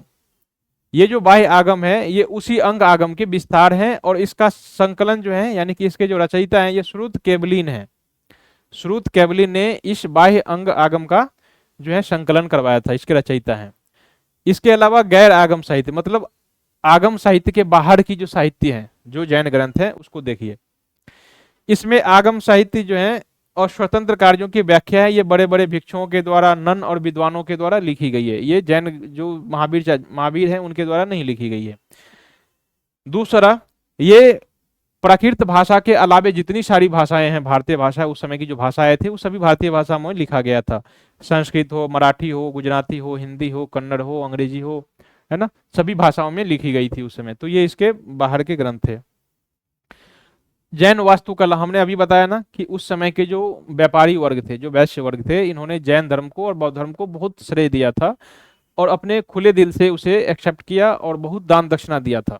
बहुत सारे मंदिरों का निर्माण कराया था। उन्हीं मंदिरों में एक है एलोरा की गुफाएं, ये महाराष्ट्र में स्थित है। गुफा संख्या 30 और 35 जैन धर्म से संबंधित है। मांगी तुंगी का गुफा, ये भी महाराष्ट्र में स्थित है और जैन धर्म से संबंधित है। गजपंथ की गुफा महाराष्ट्र में है और ये भी जैन धर्म से संबंधित है। उदयगिरी खंडगिरी की गुफा उड़ीसा, ये भी जैन धर्म से संबंधित एक मंदिर है। हाथी गुफा, ये उड़ीसा में है और जैन धर्म से संबंधित है। सित्तन वासन की गुफा तमिलनाडु, ये भी जैन धर्म से संबंधित है। श्रवण बेलगोला का नाम सुना ही होगा आपने।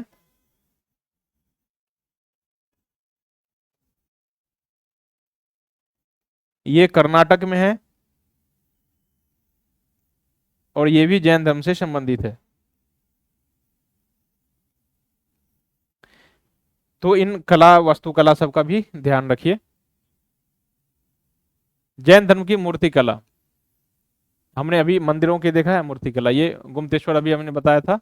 अहिंसा की मूर्ति, ये ऋषभनाथ की मूर्ति है जो मांगी तुंगी पहाड़ी महाराष्ट्र में स्थित है और जैन धर्म से संबंधित है। दिलवारा जैन मंदिर माउंट आबू राजस्थान में स्थित है। गिरनार पहाड़ी और पलिताना मस्जिद ये गुजरात में स्थित है। मुक्तागिरी मंदिर महाराष्ट्र में स्थित है और बसदी कर्नाटक में स्थापित जैन मंदिर जो है उसी को बसदी कहा जाता है। तो ये सभी जैन स्थापत्य और वास्तुकला मूर्तिकला से संबंधित है। जैसे हमने बौद्ध धर्म की संगीतियां देखी है ना, ऐसे ही दो काउंसिल की स्थापना हुई थी, जैन परिषद की स्थापना हुई थी, जैन संगीतियां। तो ये जैन धर्म में दो संगीतियां हुई थी। पहले जैन संगीति जो है पाटलिपुत्र में हुई थी 3री शताब्दी ईसा पूर्व में, और इसके अध्यक्ष स्थूलभद्र थे, स्थूलभद्र की अध्यक्षता में हुई थी। दूसरी जैन समिति बल्लभी गुजरात में हुई थी 512 ईस्वी में, और देवर्षि शर्माश्रमण जो है इसके अध्यक्ष थे, इसकी अध्यक्षता में ये आयोजित हुआ था। जैन तीर्थंकर भी पूछे जाते हैं कई बार, जो सूची मिलान वाला जो प्रश्न आता है ना, उसमें दे दिया जाएगा कि जैन धर्म के ये प्रथम तीर्थकार कौन से हैं, तीसरे तीर्थकार कौन से हैं, 5 में अंतिम कौन से तीर्थकार हैं, इस तरह से पूछ लिए जाते हैं।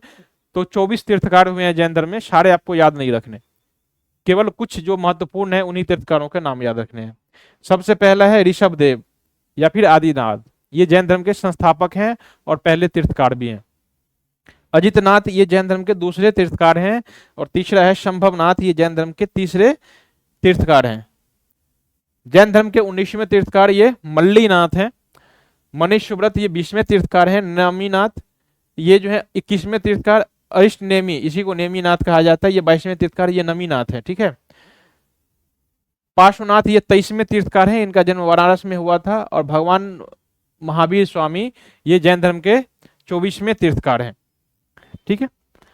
भगवान महावीर स्वामी ये जैन धर्म के 24वें तीर्थकार हैं। इसका जो प्रतीक चिन्ह है ये सिंह है, ठीक है। तो हमारा जैन धर्म यहाँ पर समाप्त हो जाता है। अब हम थोड़ी बौद्ध धर्म के बारे में जानने की कोशिश करते हैं अभी, है ना। आज के दिन हम दोनों चैप्टर को फिनिश करेंगे। बौद्ध धर्म का परिचय, तो बौद्ध धर्म क्या है वो तो आप देख ही चुके थे। बौद्ध धर्म इस 6ठी शताब्दी ईसा पूर्व उत्करित एक प्रतिक्रियावादी धर्म था, जो ब्राह्मण धर्म के विरोध में उत्पन्न हुआ था, है ना। जो बुद्ध की शिक्षाओं पर आधारित एक धर्म जो है, एक धर्म है, ठीक है। बुद्ध का जीवन परिचय, जैसे हमने महात्मा महावीर के बारे में देखा था, यहाँ भी इसके बारे में भी जानिए। बहुत ज्यादा इंपॉर्टेंट है, यहाँ से बहुत सारे प्रश्न आते रहते हैं, वनडे एग्जाम हो या फिर जो किसी बड़े पीसीएस लेवल के एग्जाम हो, सभी एग्जाम में आरओ एआरओ सभी एग्जाम में ये पूछे जाते हैं। बुद्ध का जन्म 563 बीसी में वैशाख पूर्णिमा के दिन हुआ था, लुम्बिनी नेपाल में हुआ था। ये शुद्धोधन इनके पिता का नाम है, ठीक है। तो बुद्ध के पिता का नाम शुद्धोधन, और इसके जो बचपन का नाम है ये सिद्धार्थ है। जन्म के कुछ ही दिनों बाद इनकी जो माँ थी महामाया देवी, उनका निधन हो गया था, और उनका जो पालन पोषण है वो प्रजापति गौतमी जो है इसने किया था, इनकी मौसी थी वो। इनके शरीर पर 32 जन्म चिन्ह थे। इसे ब्राह्मणों ने इसे बचपन में ही भविष्य देख के बता दिया था कि ये बच्चा आगे जाके विश्व विजेता अथवा विश्व का त्यागी बनेगा। उन्होंने अपने शुरुआती जीवन को विलासिता और आराम से बताया था, क्योंकि ये लोग क्षत्रिय थे, राजा परिवार से थे, तो विलासी जीवन तो बिताएगा ही। 16 वर्ष की आयु में ही इनका विवाह हो गया था। इनकी पत्नी का नाम यशोधरा था, और इस पत्नी से एक पुत्र हुआ था जिसका नाम था राहुल, ठीक। 29 वर्ष की आयु में इसने गृह त्याग किया था, जबकि हमने महावीर स्वामी को 30 वर्ष की अवस्था में देखा था कि उन्होंने 30 वर्ष की अवस्था में गृह त्याग किया था। यहाँ उन्होंने 29 वर्ष की अवस्था में अपना गृह त्याग किया था, और गृह त्याग की इस घटना को महाभिनिष्क्रमण अथवा महान त्याग कहा जाता है ना। तो आपसे ये पूछा जाएगा कि महाभिनिष्क्रमण जो है बौद्ध धर्म में, ये शब्द किस चीज से संबंधित है, तो भगवान बुद्ध के घर छोड़ने की जो घटना है ना, इसी को ये कहा जाता है। घर छोड़ने के बाद इन्होंने अपने सारथी चन्ना और घोड़े का नाम था इनका कंथक, इन दोनों की सहायता से अपने सत्य की ओर जो है निकल पड़े थे। पहले 6 साल भटका, और भटकने के बाद उन्होंने सबसे पहले अलार कलाम नामक एक अपने गुरु के पास पहुंचा था, और इसके बाद यहाँ पर शिक्षा प्राप्त न हो पाया, तो उसके बाद उसने उद्दक रामपुत नामक एक दूसरे गुरु के पास गया था, लेकिन यहाँ भी उसे ज्ञान प्राप्त नहीं हुआ था। खूब भटका ज्ञान प्राप्त करने के लिए। उसी रास्ते में उसे 5 तपस्वी मिले थे इसे, जिसका नाम है अस्साजी, महामना, वप्पा, भद्दिया और कोडन्ना। ये इनके 5 तपस्वी हैं, तो ये इनके नाम भी पूछे गए हैं कई बार, तो ये भी आप याद रखिए। उन्होंने कठोर तपस्या की, लेकिन इसे आत्मज्ञान नहीं मिला। फिर वहां से वो सेनानी गांव की ओर चले, जहां पे उसे पीपल पेड़ के नीचे, है ना, नीचे बैठकर संकल्प लिया वहां पर बैठ के कि जब तक हमें अब ज्ञान प्राप्त नहीं होगा ना, काफी दिन हो गया था उसे भटकते घर छोड़े हुए। अब वो संकल्प लिया कि जब तक हमें ज्ञान प्राप्त नहीं होगा तब तक हम यहाँ से नहीं उठेंगे। जिद पर अड़ गए, और फिर वहां से वो कर लिया। जब वो ज्ञान प्राप्त कर रहे थे तो उसे मारा, जो कि एक भ्रम के देवता है, जिसे आप माया कहते हैं ना। इसे काफी सताने की कोशिश की, इसके संकल्प को तोड़ने की कोशिश की, लेकिन इन्होंने अपने संकल्प को नहीं तोड़ा और अपने बात पर अडिग रहे। आखिरकार उनकी मेहनत रंग लाई और उसने पृथ्वी को साक्षी बना करके 35 वर्ष की अवस्था में, 29 वर्ष की अवस्था में गृह त्याग किया था। उसके 6 वर्षों तक भटकने के बाद 35 वर्षों तक की उम्र में जो है उसे ज्ञान प्राप्त हुआ। गया यानी कि यहाँ पर निरंजना नदी के तट पर जो है इसे बोधि वृक्ष के नीचे निर्वाण, जैसे हमने जैन धर्म में कैवल्य देखा था ना, वैसे ही यहाँ पर निर्वाण यानी कि सर्वोच्च ज्ञान की प्राप्ति हुई। अब बुद्ध जो है सीधे प्रबुद्ध कहलाने लगे। प्रबुद्ध यानी कि महान जो व्यक्ति है, महान ज्ञाता, ये कहलाने लगे। ज्ञान प्राप्ति के बाद उन्होंने अपना पहला जो है उपदेश वो बनारस के सारनाथ में दिया था। और किसे दिया था, कहाँ दिया, वो तो समझ में आया, सारनाथ में दिया था। किसे दिया था, तो उसे अपने अभी जो हमने 5 साथी का नाम लिया था, उन्हीं साथी को अपना ये ज्ञान दिया था। और इस घटना को धर्म चक्र परिवर्तन कहा जाता है।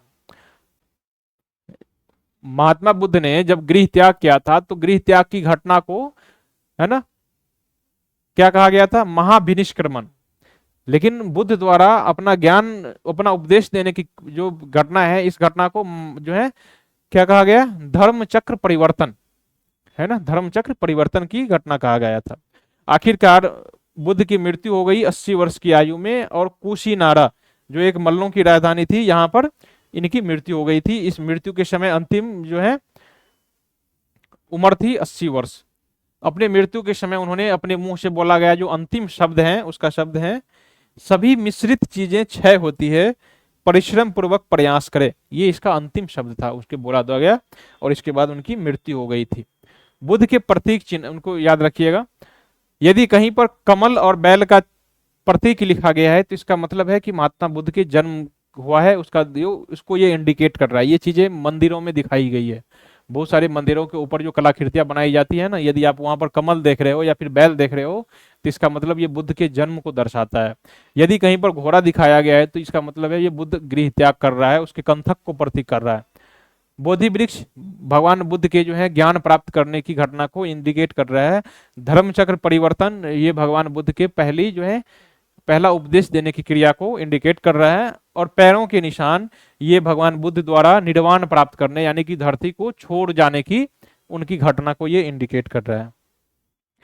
हमने इसके उदय के कारण देख लिए हैं पहले ही, जैसे हमने शुरुआत में ही बता दिया था कि बौद्ध धर्म और जैन धर्म के उदय के जो कारण थे दोनों के सेम कारण थे।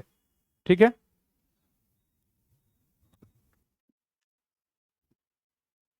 तो हम दोबारा यहां पर डिस्कशन नहीं करेंगे।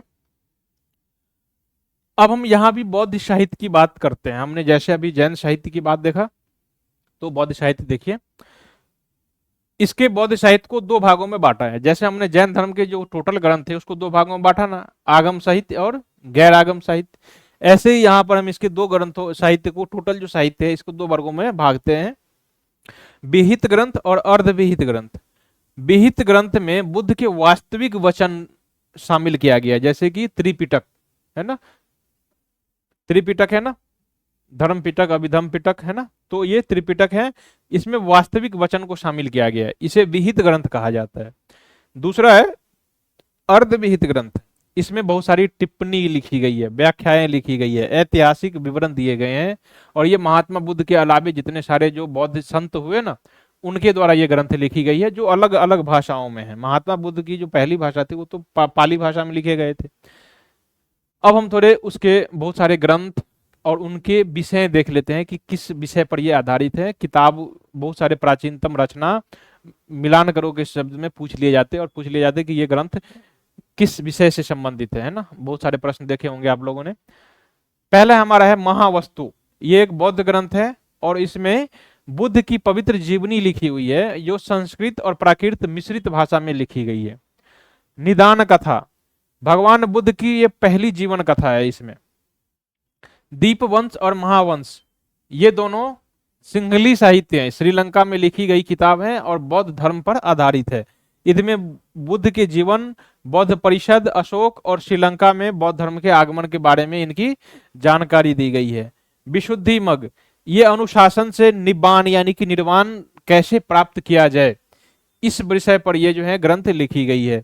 मिलिंद पन्हो, इसमें राजा मिलिंद और नागसेन, बौद्ध भिक्षु नागसेन के बीच दार्शनिक बातें का उल्लेख किया गया है। इसमें जो है राजा मिलिंद के प्रश्न है और बौद्ध भिक्षु नागसेन के उत्तर हैं। इन दोनों का ये प्रश्न उत्तर जो है ये इसमें मिलिंद पन्हो में है, इसी में है ना मिलिंद पन्हो। नेतिपकारन, इसमें बुद्ध की शिक्षाओं को संकलित किया गया है। त्रिपिटक, अभी हमने इसके बारे में देखा था, ये बुद्ध के शिक्षाओं का प्राचीनतम जो है संकलन है। सबसे पहले बौद्ध साहित्य में यही ग्रंथ लिखी गई थी। जैसे हमने जैन साहित्य में देखा था ना कि आगम साहित्य उसकी प्राचीनतम रचना है, ऐसे ये जो त्रिपिटक है ये बौद्ध ग्रंथ में सबसे पहली लिखी गई रचना है। त्रिपिटक के जो है ये कुल मिला के 5 भाग हैं, जिसे दीर्घ निकाय अथवा दीर्घ निकाय कहा जाता है, मध्यम निकाय, संयुक्त निकाय, अंगुतर निकाय और खुद्दक निकाय। इसके एक्सप्लेनेशन ज्यादा इंपॉर्टेंट नहीं है, बस ये याद रखिए कि ये जो है ये 5 भागों में बटा हुआ है। जितने जो है त्रिपिटक ये 5 भागों में बटा हुआ है। बौद्ध धर्म के सिद्धांत, बौद्ध धर्म के जो मूल सिद्धांत थे ये 4 बातों पर टिकी हुई थी। ये 4 आर्य सत्य पर, हमने जैन धर्म में त्रिरत्न देखा था ना, यहाँ पर 4 आर्य सत्य थे। सत्य, अष्टांगिक मार्ग, मध्यम मार्ग और संघ निर्माण। अष्टांगिक मार्ग और मध्यम मार्ग के बारे में हमने अभी चर्चा की थी। मध्यम मार्ग यानी किसी भी एक्सट्रीम पोजीशन को एक्सेप्ट नहीं करना है, बीच का रास्ता अपनाना है। हाँ या नहीं के बीच में भी एक स्थान होता है, हो सकता है ना, तो इसी को मध्यम मार्ग कहा जाता है। बौद्ध त्रिरत्न, बुद्ध, धम्म और संघ, 4 आर्य सत्य इसमें भी कही गई है। और ये 4 आर्य, उसमें पंच महाभारत था जैन धर्म में, यहाँ पर 4 आर्य सत्य हैं। दुख, दुख का कारण है, दुख का निरोध यानी कि निर्माण, और दुख निरोध के लिए अष्टांगिक मार्ग जैसी चीजें बताई गई है। अष्टांगिक मार्ग यानी कि सम्यक दृष्टि, ये चीजें उसमें भी बताई गई थी ना, 3 ज्वेल्स के नाम से, त्रिरत्न के नाम से। यहाँ भी देखिए सम्यक दृष्टि यानी कि सच देखो, सत्य देखो, सच संकल्प लो, सही संकल्प लो, सम्यक बोलो, सम्यक मतलब सत्य कर्म करो, अपनी आजीविका अच्छी हो, सम्यक प्रयास करो, सम्यक स्मृति और सम्यक समाधि, ये इनके अष्टांगिक मार्ग हैं। सम्यक कर्म के अंतर्गत 10 शील भी इसके तहत वर्णित किए गए हैं। 10 शील में से जो है कुछ इंपॉर्टेंट है वो हमने दे दिया है। हिंसा न करना, चोरी न करना, कामुकता से बचना, ये चीजें जैन धर्म में देखा है ना आपने। चोरी को ये लिखा था ना असत्य, है ना, सत्य, असत्य, परिग्रह, ब्रह्मचर्य, ये सभी चीजें उसमें भी कही गई थी। और यहाँ भी यही बात है। झूठ न बोलना, नशा न करना, दोपहर के बाद भोजन न करना, मनोरंजन या आभूषण से बचना, उसमें भी तो कहा गया था ना कि धन संपत्ति से, है ना, धन संपत्ति के जमा करने से, इकट्ठा करने से बचना, ये बातें जैन धर्म में भी कही गई थी और यहाँ भी कही गई है। हमने जैन परिषद देखा, कुल मिला के 2 जैन संगीतियां बुलाई गई थी। यहाँ भी जैन संगीतियां बुलाई गई, लेकिन यहाँ 2 नहीं, 4 भी नहीं, 6 संगीतियां बुलाई गई थी। बहुत सारे ग्रंथों में, बहुत सारी किताब जो आधुनिक इतिहास हैं उसमें 4 साहित्य दिए गए हैं, पहला, दूसरा, तीसरा और चौथा। हमने आपके लिए 4 जो नहीं 6 संगीति, बौद्ध संगीति, बहुत सारे ग्रंथ हैं जिसमें 6 बौद्ध संगीति होने का वर्णन मिलता है, हमने उसके भी आपको समाहित किया है। पहला बौद्ध संगीति राजगीर में 483 बीसी में हुआ था, अजातशत्रु के काल में, और अध्यक्ष इसके महाकश्यप थे। इसमें जो है सूत पिटक और विनय पिटक का संकलन हुआ था। सूत पिटक के जो रचनाकार हैं वो आनंद हैं, और विनय पिटक के जो लेखक हैं वो हैं उपाली। तो ये बातें हो गई।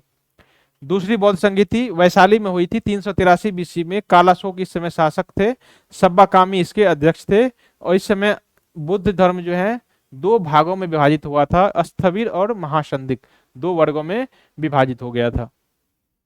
तीसरी बौद्ध संगीति पाटलिपुत्र में 250 बीसी में सम्राट अशोक के काल में हुई थी, और मोगलीपुत्र जो है इस काल के अध्यक्ष थे। इस समय तीसरा पिटक यानी कि अभिधम पिटक का संकलन किया गया था। तीसरा पिटक अब जाके त्रिपिटक बन गया था तीसरी बौद्ध संगीति में आकर के, ठीक है। चौथी बौद्ध संगीति कश्मीर के कुंडल ग्राम में 78 ईस्वा पूर्व में जो है कनिष्क के शासनकाल में आयोजित हुई थी, और इस समय जो अध्यक्ष थे वसुमित्र थे और इसके उपाध्यक्ष अशुघोष थे। इस समय बौद्ध धर्म फिर से 2 भागों में विभाजित हो गया था, और इस समय हीनयान और महायान नामक 2 वर्गों में विभाजित हो गया था। ये मोटे ग्रंथ जो है उपविभाजन है, जैसे हमने उसमें देखा था ना जैन धर्म में कि वो लोग भी विभाजित होके दिगंबर और श्वेतांबर में बट गया था, वैसे यहाँ भी ये लोग भी बंटवारा हो गया था यहाँ भी, ठीक है।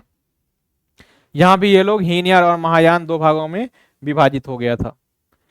पांचवी बौद्ध संधि थी मांडले बर्मा में 1871 ईस्वी में मिंडन मिल के शासनकाल में, और ये सब इसके अध्यक्ष हैं। इसमें ग्रंथों की, जो बौद्ध ग्रंथ थे, इसकी फिर से समीक्षा की गई थी। छठी ये बर्मा में ही आयोजित किया गया था 1924 में, और उस समय बर्मा के प्रधानमंत्री यूनू के काल में की गई थी। ये इसके अध्यक्ष थे, और इस समय फिर से इसमें उसका जो है पुराने साहित्यों की इसकी संकलन को समीक्षा किया गया था। तो ये इसके पांचवें और ये थे। इतना याद न रहे कोई जरूरी नहीं है, लेकिन ये चीज आप याद रखिएगा कि पांचवा और छठा कहां पर आयोजित किया गया था, कब आयोजित किया गया था, और किसकी अध्यक्षता में आयोजित किया गया था, इस समिति के अध्यक्ष कौन थे। ठीक है। बौद्ध धर्म के प्रसार और उसकी लोकप्रियता के कारण, ये चीज हमने जैन धर्म के बारे में भी बताया था ना अभी। दोनों के प्रसार के कारण भी सेम है। दोनों धर्मों ने, दोनों ही उस समय के जो धर्म के नेता थे, धार्मिक नेता, भगवान स्वामी महावीर और इस समय के भगवान महाबुद्ध, उन्होंने स्थानीय भाषा का प्रयोग किया था। दोनों ने शूद्रों की स्थिति में सुधार के लिए अपने धर्म में जगह दी, महिलाओं की स्थिति में सुधार के लिए अपने धर्म में जगह दी, है ना। ये सभी चीजें थी। उन्होंने अहिंसा की चीजें थी, अहिंसा को अपनाया था। तो यही सभी चीजों के कारण जो है ये धर्म काफी तेजी से फैल गया था और पूरे विश्व में फैला था। बहुत सारे राज्य के संरक्षण भी मिला था, व्यापारिक वर्गों का समर्थन मिला था। इन सभी कारण के कारण जो है ये हो गया था। अब दोनों धर्मों के पतन का कारण भी देख लीजिए। दोनों धर्म एक साथ पतन भी हो गया। अब इन दोनों धर्मों का कारण देख लीजिए। बौद्ध धर्म में भ्रष्टाचार आ गई। ये दोनों धर्म पहले मान रहे थे कि ब्राह्मण काफी जो है दान दक्षिणा लेता है, और उस दक्षिणा से जो क्या करता है, खुद अमीर होते जा रहा है, और अमीर होने की वजह से उसका नैतिक पतन हो रहा है। वो लोग अब समाज में आपराधिक गतिविधियों में लिप्त होने लगे हैं, तो उनका विरोध करो। कुछ वर्षों बाद यही बुराई इसमें भी आ गई। बौद्ध और जैन जो साधु थे, इन्हें भी चूंकि व्यापारी लोगों का समर्थन मिला, तो ये लोग भी व्यापारी लोगों से खूब दान दक्षिणा देने लगे, और दान दक्षिणा देने के कारण इनका भी नैतिक पतन हुआ, और जिन चीजों को बुराई कर रहा था वही चीज फिर से इसमें समाहित हो गई। इस कारण इसका पतन हो गया। ये लोग, इनके जो बौद्ध जो साधु थे, ये लोग भी विलासिता में व्याप्त हो गए थे, भोग विलास में करने लगे थे, और इसका जो मूल सिद्धांत था, भगवान बुद्ध के जो उपदेश थे, इनको भूल गए। बौद्ध वर्गों में बहुत सारा विभाजन हुआ था। हमने दोनों धर्मों में देखा था, इतने सारे विभाजन हो गए। उसके विभाजन, फिर बहुत सारा उप विभाजन, हीनयान, महायान, दिगंबर, श्वेतांबर, उसके बाद और भी बहुत सारे पंथों में बंटते गए, है ना। तो इन सभी कारण इसका पतन हो गया था। इनकी जो वज्रयान शाखा थी, ये वज्रयान शाखा हिंदू से भी ज्यादा तंत्र मंत्र इसमें किए जाने लगे थे, है ना। जैसे अभी हिंदू में जो होता है ना, एक होता है ना कपालिक संप्रदाय, तो वैसे ही ये हो गया था वज्रयान संप्रदाय। तंत्र मंत्र में बहुत ज्यादा ये माहिर है ना, तंत्र मंत्र में। इसी सब के विरोध में तो ये धर्म क्रिएट हुआ था ना, उत्पन्न हुआ था, और फिर यही चीजें फिर से इन्होंने शुरू कर दी, तो फिर समाज से ये लोग गायब होने लगे। अब ये लोग भी खुद को क्लिष्ट दिखाने के लिए कि हम बहुत पढ़े लिखे हुए हैं, समाज से ऊपर दिखाने के लिए इन लोगों ने भी संस्कृत भाषा को अपना लिया था। जब ये लोग उत्पन्न हुआ था, भगवान महावीर और भगवान बुद्ध खुद पाली भाषा और संस्कृत भाषा बोलते थे, सामान्य जन की भाषा बोलते थे। लेकिन ये लोग जब अमीर हो गए ना, बहुत सारा दान दक्षिणा देने लगे, अमीर बन गए, तो समाज से दूर रहने लगे। अभी देख रहे हो ना, जितने सारे साधु संत है, जितने सारे बाबा देखते हो टेलीविजन सब पर, जब तक वो गरीब रहते हैं तब तक लोगों के बीच प्रवचन देते हैं, एक पेड़ के नीचे बैठ के प्रवचन देते हैं। और जैसे ही वो उसके पास ज्यादा संपत्ति आने लगी, तो फिर वो मर्सिडीज बेंज में घूमने लगते हैं, एसी वालों कारों में घूमने लगते हैं। आपको उसके दर्शन के लिए आपको लंबी लाइन लगनी पड़ेगी, आप दर्शन भी नहीं कर सकते उनका। तो यहाँ भी सेम बातें थी, ठीक। इसीलिए इसका पतन हो गया। बौद्ध धर्म मूर्ति पूजा के प्रचलन के कारण भी यहाँ भी मूर्ति पूजा शुरू हो गई थी। तो यही सब चीजें थी जिसके कारण यहाँ पर पतन होना शुरू हो गया था। दूसरा, कुछ ब्राह्मण शासक उस समय हुए थे जिन्होंने इस धर्म पर हमला भी किया था, जैसे कि पुष्यमित्र शुंग, मिहिरकुल और शशांक जैसे शासक थे। शशांक का नाम सुना है ना, बोध गया कि जो बोधि वृक्ष है उसको कटवा दिया था कई बार। तो इन लोगों ने कहां से इस राजा को समर्थन देना चाहिए किसी धर्म का, तो इन राजाओं ने क्या किया, इस धर्म पर बहुत सारे अत्याचार किए। बहुत सारे साधु संतों जो बौद्ध भिक्षु थे उसके मौत के घाट उतार दिया था, ठीक है। यहाँ तक कि जो बौद्ध वृक्ष था, बोधि वृक्ष, उसको कटवा दिया था इन लोगों ने। ये ब्राह्मण शासक जो थे, इन लोगों ने कटवा दिया था। इन सभी कारणों के कारण जो है बौद्ध धर्म भारत से गायब हो गया। बौद्ध धर्म के साथ साथ जैन भी गायब हो गया था। इसके अलावा जो बची खुची बची हुई थी, बाद में जो मुस्लिम आक्रमण हुआ, इस कारण से भी ये लोग मारे गए, क्योंकि ये जो बौद्ध मठ होते थे ना, यहाँ पर धन संपत्ति बहुत ज्यादा जमा होता था। उस समय के जो हिंदू मंदिर थे या फिर बौद्ध मंदिर थे, बौद्ध जो मठ होते थे, यहाँ पर सन जो है धन संपत्ति का बहुत सारे, यहाँ पर धन संपत्ति का भंडार होता था। तो जो भी मुस्लिमकारी आक्रमणकारी आते थे, सबसे पहले यहीं पर आक्रमण करते थे। उनको पता था यहाँ दान दक्षिणा बहुत मिला है, इसके पास बहुत सारा धन है, पहले इसी को लूटते हैं। तो जितने सारे मुस्लिम आक्रमणकारी हुए देख रहे हैं ना, मंदिर पर पहले सोमनाथ पर आक्रमण है ना, फिर यहाँ पर बौद्ध मठ पर आक्रमण, ये सारे तोड़फोड़ इसी आक्रमणकारी ने किया था। और इसके कारण जो बची खोजी जो बौद्ध आबादी थी, जो जैन आबादी थी, वो सारे सर्वनाश हो गए इस सब का। तो भारत से बौद्ध और जैन दोनों के दोनों पतन। ठीक, अब इसका प्रभाव देखिए, बौद्ध और जैन धर्म जो आया तो इसका पतन तो हो गया, लेकिन अपनी कुछ छाप छोड़ गया भारत पर, है ना। भारत के साथ साथ विश्व के लोगों पर अपनी कुछ छाप छोड़ दिया। जैसे कि उसने आते ही अहिंसा का पाठ पढ़ा दिया सबको। दूसरा, उन्होंने कला और वास्तुकला के क्षेत्र में बहुत सारे स्तूप बनाना सिखाया, बहुत सारे मंदिर की कला। मूर्ति पूजा भारत में पहली बार इसी धर्म के द्वारा शुरू की गई। यदि बौद्ध धर्म न आता तो भारत में मूर्ति पूजा न होता। तो मूर्ति पूजा किसने सिखाया? बौद्ध धर्म ने सिखाया। शिक्षा, भारत में यदि शिक्षा व्यवस्था निम्न वर्गों को दी जाती है तो यही बौद्ध और जैन थे जिन्होंने भारत के कुछ वर्गों को, एक तो शिक्षित नहीं हो पाया, दूसरा यदि थोड़ा बहुत वर्ग शिक्षित हो पाया तो उसका कारण ये बौद्ध और जैन ही है। नहीं तो शिक्षा केवल अपर कास्ट तक सीमित थी, महिलाओं को शिक्षा का अधिकार नहीं दिया गया था, नहीं शूद्र और वैसे लोग शिक्षा ग्रहण कर सकते थे। इसी के काल में नालंदा और विक्रमशिला जैसे, तक्षशिला जैसे बौद्ध धर्म के बहुत बड़े बड़े शिक्षा के केंद्र बने थे।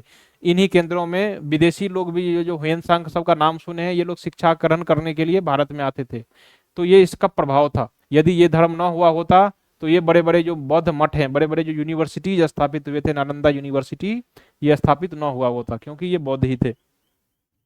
इसी के काल में भाषा का भी विकास हुआ था, भाषा और साहित्य का विकास हुआ था। यदि भगवान बुद्ध और ये महावीर न हुए होते तो उस समय पाली और प्राकृत भाषा अपने उन्नत भाषा पर नहीं पहुंची होती।